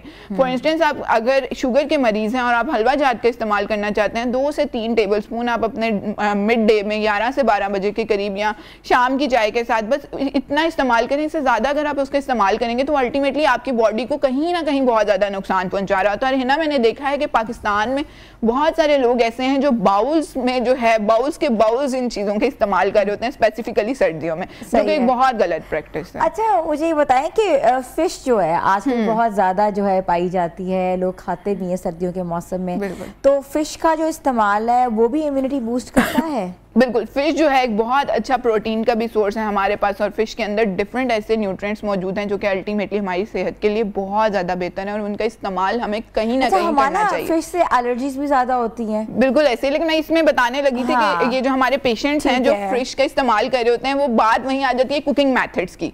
डीप फ्राइड फिश का इस्तेमाल ना करें, कोशिश करें बेक्ड या ग्रिल्ड फिश का इस्तेमाल किया जाए। ग्रिल्ड फिश तो सबको बनानी नहीं आती होगी, तो कहते होंगे जो मजा जो है चस्सी नहीं आ रही, जब फ्राई आने वाली बात है, बनानी सबको आती है, बेसन को लेप के हम लोग फ्राई करते हैं। वो वाला जो है ना, बस मसला ये आता है कि उनको ऑयल का कंजम्पशन जब तक नहीं ना मिल रही होती तो उनको लग रहा होता है कि ये तो हमने खाया ही नहीं है, कुछ हुआ ही नहीं है। हालांकि फिश एक बहुत अच्छा सोर्स है अगर आपने उसका इस्तेमाल ठीक तरीके से कर लिया है तो वो आपको अल्टीमेटली फायदा पहुंचा रहा होता है। फिश जो है वो आपको सर्दियों में इस तरह से भी फायदा पहुंचा रही होती है, आपको गर्माइश का एहसास दे रही होती है, आप ठीक रह रहे होते हैं, आपको कोई किसी किस्म का कोई मसला नहीं हो रहा होता।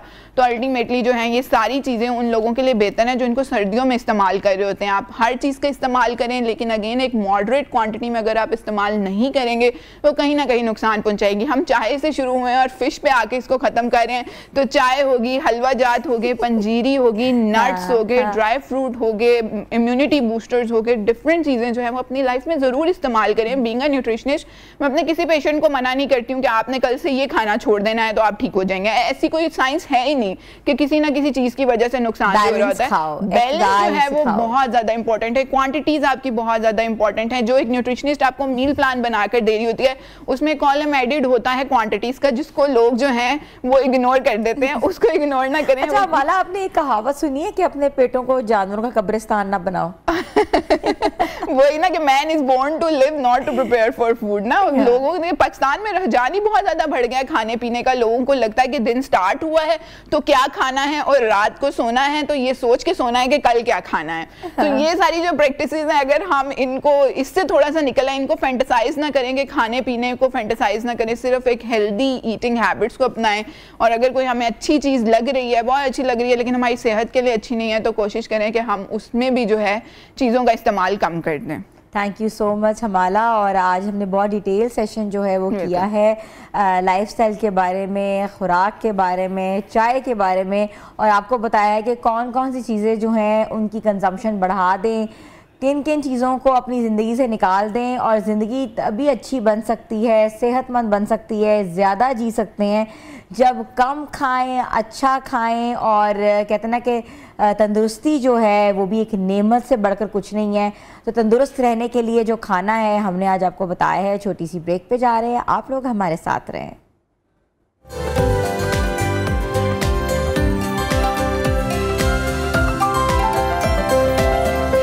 Welcome back viewers. आज हम आपको अवेयरनेस मैन से मिलवाते हैं जिनका नाम है मंसूर शेरवानी। वो क्या काम कर रहे हैं, वो ज़बरदस्त काम कर रहे हैं जिनको एको टूरिज़म कहते हैं। ऐसे तमाम जो जंगलात, ख़ासतौर पर अगर हम बात करें मारगला हिल्स में, रोज़ाना सफाई के इकदाम भी अंजाम दे रहे हैं, माहौलियाती आलूदगी भी कराते हैं। इसके साथ साथ डिफरेंट यूनिवर्सिटीज़, कॉलेजेस को जो है हाइकिंग, ट्रैकिंग, डिटेल्स के बारे में बताते हैं, और जंगली हयात से मुताल्लिक इंफॉर्मेशन भी देते हैं। और जंगली हयात के साथ साथ ऐसे तमाम जंगली जड़ी बूटियों के बारे में उनको बहुत ज़्यादा इल्म हासिल है, और वो बहुत काम कर रहे हैं, वाइल्ड लाइफ पे काम कर रहे हैं। माहौलियाती आलूदगी को कम कैसे करना है, उसको खूबसूरत कैसे बनाना है, और आगाही को फ़रोग कैसे देना है। और इसके साथ साथ सियाहत जो है एक बहुत बड़ा शोबा होता है टूरिज़म के हवाले से। टूरिस्ट को कौन कौन सी डिटेल्स के बारे में पता होना चाहिए। एक जगह जब हम जाते हैं, उसका मुआयना करते हैं, तो हमें पता होना चाहिए उस जगह की अहमियत क्या है, उस जगह के इर्द गिर्द माहौल की अहमियत क्या है, और उस माहौल को कायम रखने के लिए हमें क्या क्या करना पड़ता है और पड़ेगा। तो आज हम आपको मिलवाते हैं हमारे मेहमान ख़ास मंसूर शेरवानी। अस्सलाम वालेकुम। जी वालेकुम अस्सलाम। आपका शुक्रिया, आप लोगों ने बुलाया, हमारी अवेयरनेस को आगे फैलाने का मौका दिया। बिल्कुल ऐसा ही है। अच्छा, आप मुझे बताएं कि एको टूरिज़म, इससे क्या मुराद है? देखिए, मैं तो ये कहूँगा कि इको जो टूरिज़म है हमारे नज़दीक पता क्या है, पाकिस्तानियों के नज़दीक, कि आप कहीं सैर करने जाओ और कचरा फेंक के आ जाओ। ठीक है, हम तो ये इसको इको टूरिज़म समझते हैं, लेकिन बेसिकली इको टूरिज़म ये होती है कि जब आप किसी पहाड़ी इलाके में जाएं, जैसे आप नथिया गली जाते हैं या मरी जाते हैं, किसी ट्रेल पे जाते हैं, मारगला हिल्स में आते हैं, तो आपने नेचर को भी सेव करना है। नेचर को सेव करते हुए आपने वहाँ पे इंजॉय करना है, वहाँ पे जाएं, वहाँ पे कचरा ना फेंकें, जो रूल्स एंड रेगुलेशन है उसको फॉलो करें। देखिए, जब एक अच्छा माहौल होगा, नेचर अच्छी होगी, तो टूरिस्ट आएंगे। टूरिस्ट के आने से ये होता है कि वहाँ पे जो लोकल कम्युनिटी होती है उसका बिजनेस बढ़ेगा। मतलब कोई टैक्सी चला रहा है, किसी ने ढाबा लगाया हुआ है, कोई चाय पी रहा है, कोई गाइड बना हुआ है, वो यानी कि लोकल कम्युनिटी को यानी कि उसका बिजनेस बहुत ज़्यादा होगा। लेकिन अगर खुदा न खास्ता वहाँ पे कचरा होगा, ठीक है, या जंगलात ही ख़त्म हो जाएँ, ठीक है, तो वहाँ पे कोई टूरिस्ट नहीं आएगा। अब मैं एक जर्मन से आई हुई थी, तो मैं उनको लेके ट्रेल 5 पे गया, तो मैंने उनको पिक किया और पिक करके मैं ले गया, मैंने उनके साथ हाइकिंग की। तो वो जर्मन से जाते हुए मुझे कहती है कि मैं 1 साल में 1 मुल्क में जाती हूँ। मैं डॉक्टर हैं, तो मैं सारा साल पैसे जमा करती हूँ और कोई एक कंट्री का इंतखाब करके हाँ मैं स्विच करती हूँ। लेकिन मैं पाकिस्तान आई हूँ तो मुझे पाकिस्तान इतना खूबसूरत लगा है, हुंजा, गिलगित, वहाँ से फिर के आई हैं, मारगला मैंने देखा है कि मैं दोबारा आऊँगी, क्या मुझे दोबारा मारगला की सारे ट्रेल्स पे लेके जाओगे? मैं कहा बिल्कुल, मैं आपको सारे ट्रेल्स पे फिराऊंगा। देखें, अब वो दोबारा आएगी, यहाँ होटल में रहेगी, लोकल कम्युनिटी को फ़ायदा होगा, टैक्सी के जरिए आ जाएगी, पूरा एक सर्कल चलेगा। और अगर खुदा न खास्ता तो उसका इमेज बुरा हो जाता, ठीक है, यहाँ पे जंगलात ही ना होते, यहाँ कचरे के ढेर होते, या यहाँ पे ट्रांसपोर्टेशन ना होती, तो इको टूरिज़म का मकसद ख़त्म हो जाता। तो मैं उसको इस तरह फ़रोग दे रहा हूँ कि देखिए, जो सफाई है एक तो निस्फ़ ईमान भी है। अच्छा, मैं अयूबिया नेशनल पार्क गया, ठीक है, वहाँ पे जब मैं गया हूँ, मैं दोस्तों के साथ मैंने कहा था आज मैं इंजॉय करूँगा। मेरे दोस्त इंजॉय करते रहे, मैं वहाँ भी कचरा उठाता रहा। तो मैंने कहा देखें, पाइपलाइन जो ट्रैक है पूरी दुनिया में मशहूर है, अब दुनिया का खूबसूरत 3 वो ट्रैक है, वहाँ पे फॉरेनर्स भी आते हैं, पूरी दुनिया से लोग आते हैं, तो आके क्या कचरे के ढेर देखेंगे, हो सकता है उनका दिल बुरा हो जाए। मुश्कपड़ी ट्रैक बहुत बड़ा ट्रैक है नथिया गली में, और बड़ी एक इम्पोर्टेंस रखता है। टूरिस्ट जब भी नथिया गली जाता है तो मुश्कपड़ी जरूर जाता है, बहुत बड़ा ट्रैक है वो भी। बिल्कुल, और वहाँ पे भी आप देखें कचरा पड़ा होता है। तो ये प्लीज़ मेरा अवेयरनेस का मकसद ये है कि लोग यहाँ पे जहाँ भी जाते हैं वहाँ पे खाएं पिएं एंजॉय करें, लेकिन प्लीज़ कचरा फेंक के ना आए। एक चीज़ और मैं कहता हूँ, देखिए हम चॉकलेट अक्सर हमने जेब में रखी होती है, हम चॉकलेट निकालते हैं उसको खाते हैं तो क्या रैपर नापाक हो जाता है या जरासीम वाला हो जाता है, हम उसको नीचे फेंक देते हैं। उसी रैपर को रोल करके अपनी पॉकेट में क्यों नहीं रख सकते? तो ये अब मेरा भांजा अमेरिका में होता है, पिछले साल आया, कहता है मैं उसको लेके फिरा, कहता है मामू इधर डस्टबिन नहीं है। मैंने कहा क्यों, लोगों ने नीचे क्यों फेंका हुआ? तो वो मुझे वो ये कहता है सिविक सेंस बहुत जरूरी है लोगों में। जी बिल्कुल ऐसे ही। तो ये अब देखिए ज्यादा ट्रेल का हवाला है, मैं हफ्ते में 3 दिन उधर जाता हूँ इसी वजह से। अच्छा, मैं पूछना चाह रही हूँ, ट्रेल के ऊपर भी बहुत सी कहानियाँ जुड़ी हुई हैं ट्रेल से। एक ज़माने में कहा जाता था कि इधर लेपर्ड्स पाए जाते हैं, इधर टाइगर्स पाए जाते हैं, लोगों ने देखे भी, और एक एरिया जो है मुख्तस कर दिया था जिसको नो गो एरिया कहते हैं, जहाँ उनकी रिहैबिलिटेशन ज़रूरी थी क्योंकि इंस्टिंक्ट हो रहे थे, ये जानवर नायाब थे, इनको मारा जा रहा था या ये आबादी की तरफ आ जाते थे। अब क्या हालात हैं? देखिए बहुत अच्छे हालात हैं वहाँ पे। अब जहाँ तक आपने जानवरों की बात की ना, यहाँ पे टाइगर नहीं है, टाइगर नेटिव नहीं है, मुकामी नहीं है, पाकिस्तान में नहीं होता। बागलास नेशनल पार्क में कॉमन लेपर्ड है, लेपर्ड है, और जिसे तेंदुआ उर्दू में कहते हैं। और हमारे बागला हिल्स में अल्हम्दुलिल्लाह माशाल्लाह 8+ लेपर्ड रह रहे हैं। ठीक, एक जो लेपर्ड होता है ना वो 10 स्क्वायर किलोमीटर में अपनी टेरिटरी बनाता है, और जो ट्रेल 6 है उसको लेपर्ड प्रिजर्व जोन करा दे दिया गया है, क्योंकि कोरोना के दिनों में वहाँ पे लेपर्ड की मूवमेंट महसूस हुई थी। फिर वो कैमरा लगे, कैमरे के अंदर आए हैं, मुख्तलिफ जगह पे जो कैमरा ट्रैप लगा है ना, मोशन सेंसर कैमरा, उसके अंदर जब लेपर्ड की पिक्चर आती है तो उसको पिक्चर से मैच करके अंदाज़ा लगाया जाता है कि मेल है फीमेल है या क्या है।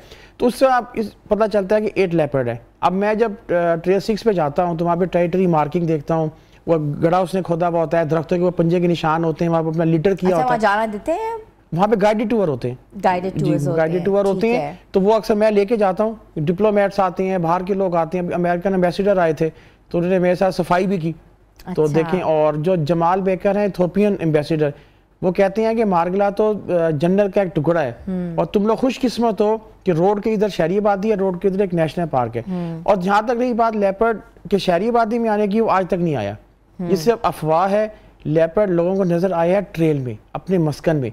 लेपर्ड एक शाई एनिमल है, इंसान उसके घर में घुसता है, उसको ख़राब करने की कोशिश कर रहा है। इंसान चाहता है लकड़ियाँ ख़त्म हो जाएं, काट दें, शिकार कर लें, यहाँ पे कमर्शियल एक्टिविटीज़ तंग करें। तो जानवर बेचारा अगर ये एक्टिविटीज़ ना रुकी तो एक दिन अपना घर छोड़ के चला जाएगा।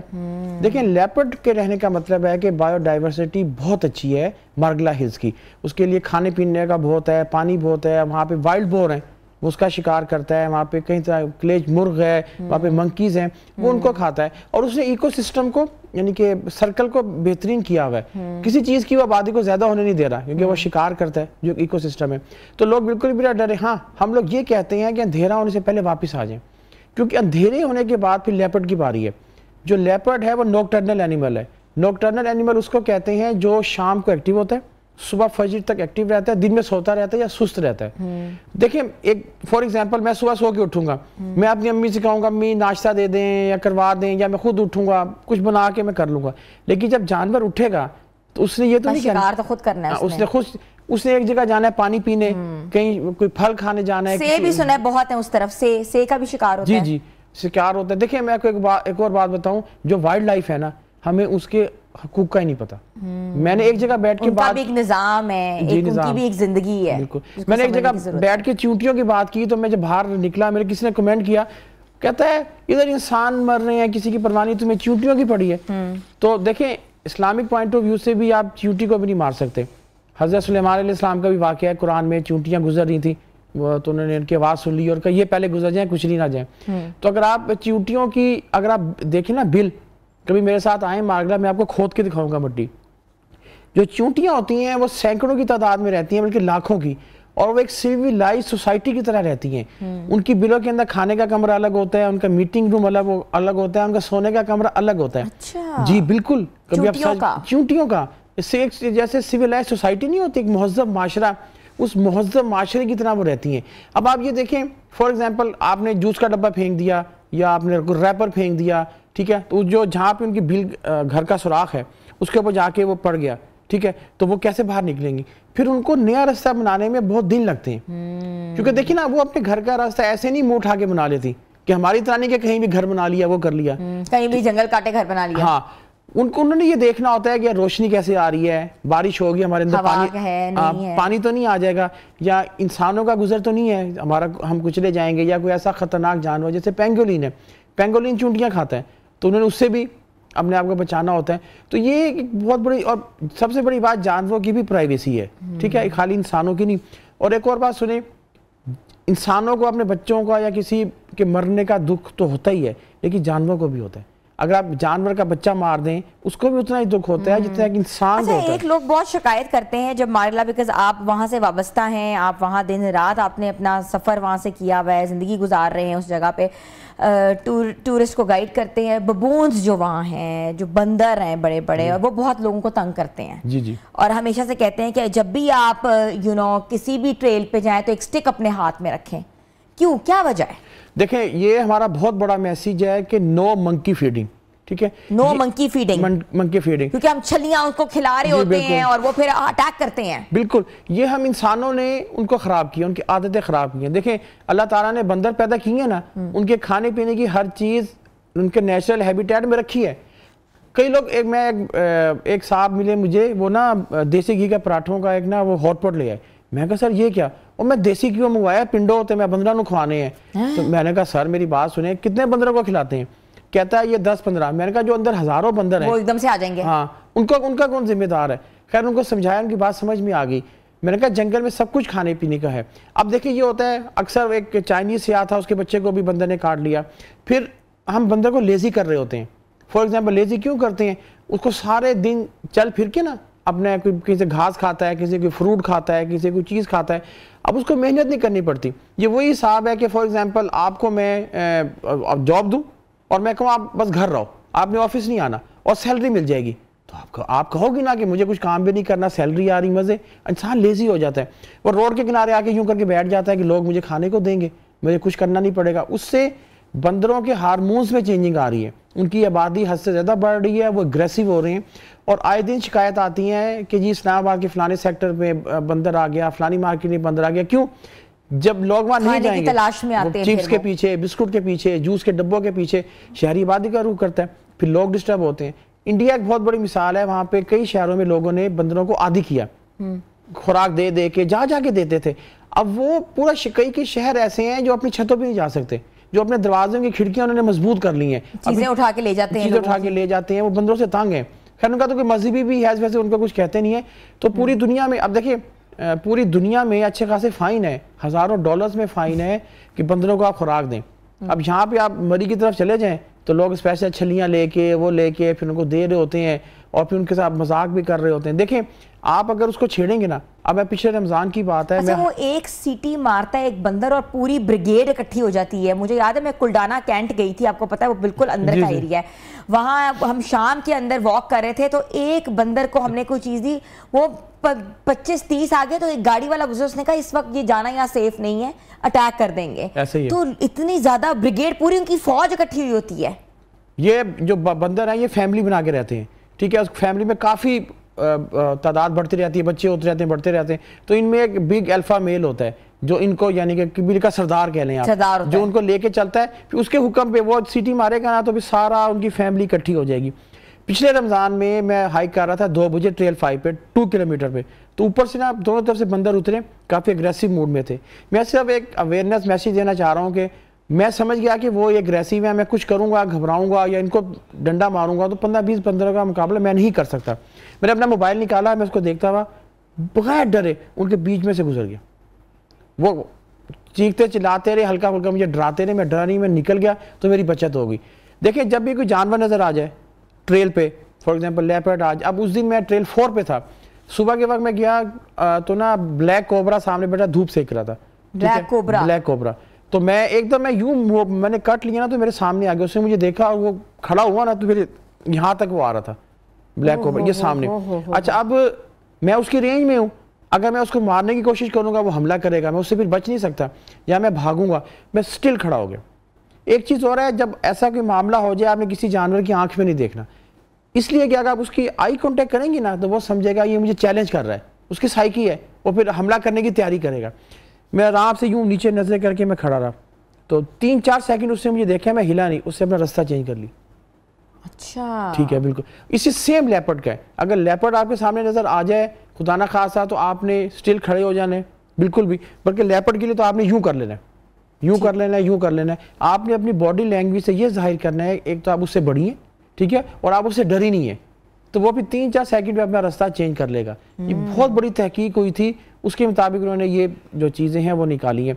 इन पे हमें अमल करना चाहिए, और क्योंकि जानवर की प्राइवेसी का ख्याल करें। हम इंसान ये, अब मैं एक बोतल उठा के लेके आया 1 किलोमीटर नीचे जाके, मैं अब जब ट्रेल हमारे साफ हो गए ना तो मैं ट्रेल से नीचे उतर के जाता हूँ जंगल के अंदर। वो अक्सर बंदरों ने उसकी स्प्रेडिंग की होती है, उससे लोग वहाँ। अब एक और मज़ेदार वाक़या याद आया, एक ना 4 लड़कियाँ स्टूडेंट आई हुई थी। अच्छा, तो मैं उनके पीछे पीछे ना एक बंदर लगा हुआ था, तो मैं पास से गुजरा, मैंने कहा आपके पास कुछ खाने की चीज़ है? कहते नहीं नहीं नहीं नहीं हमारे पास तो कुछ भी नहीं है। मैंने कहा बता दें बंदर आया आपके पास कुछ खाने की चीज़ है? कहते नहीं नहीं नहीं। मैंने कहा अच्छा ठीक है। तो चारों लड़कियां आगे चली गई। उसके बाद मैं कुछ कर रहा था, थोड़ी देर बाद जब मैं वहाँ गया ना तो वो लड़कियां यूँ साथ बैठी हुई थी और बंदर ने एक लड़की का हैंड बैग वहाँ रखा हुआ था और हैंड बैग के नीचे से सैंडविच निकाल के खा रहा था और लड़कियां डरी हुई खड़ी हुई उसने सूंघ लिया होगा। हाँ, बहुत बहुत शुक्रिया मंसूर शेरानी साहब, अवेयरनेस मैन जो थे आज हमारे शो में हमारा हिस्सा बने हैं, और आपको उन्होंने बताया है कि जंगली हयात के अंदर भी एक लाइफस्टाइल होता है जिसको नहीं छेड़ना चाहिए। इंसान जो होता है जाके अगर उनकी टेरिटरी में जाएगा तो ऑटोमेटिकली एक जानवर है, वो अटैक करेगा, वो हमला करेगा। तो कवानीन और ज़वाबत जो हैं जिस तरह इंसानों के होते हैं वैसे जानवरों के भी होते हैं, तो आप लोगों को फॉलो ज़रूर करना है। अगर इस्लामाबाद का रुख कर रहे हैं और छुट्टियों में बच्चों को लेके जा रहे हैं तो ज़रूर अगर ट्रेल्स पे जाएं, मगर एक मुहज़्ज़ब तरीके से। छोटी सी अब हम लेंगे आपसे खुदाफिज, क्योंकि मिलेंगे कल नए प्रोग्राम के साथ, और हम देखते रहे, पसंद करते रहिए नियो पाकिस्तान।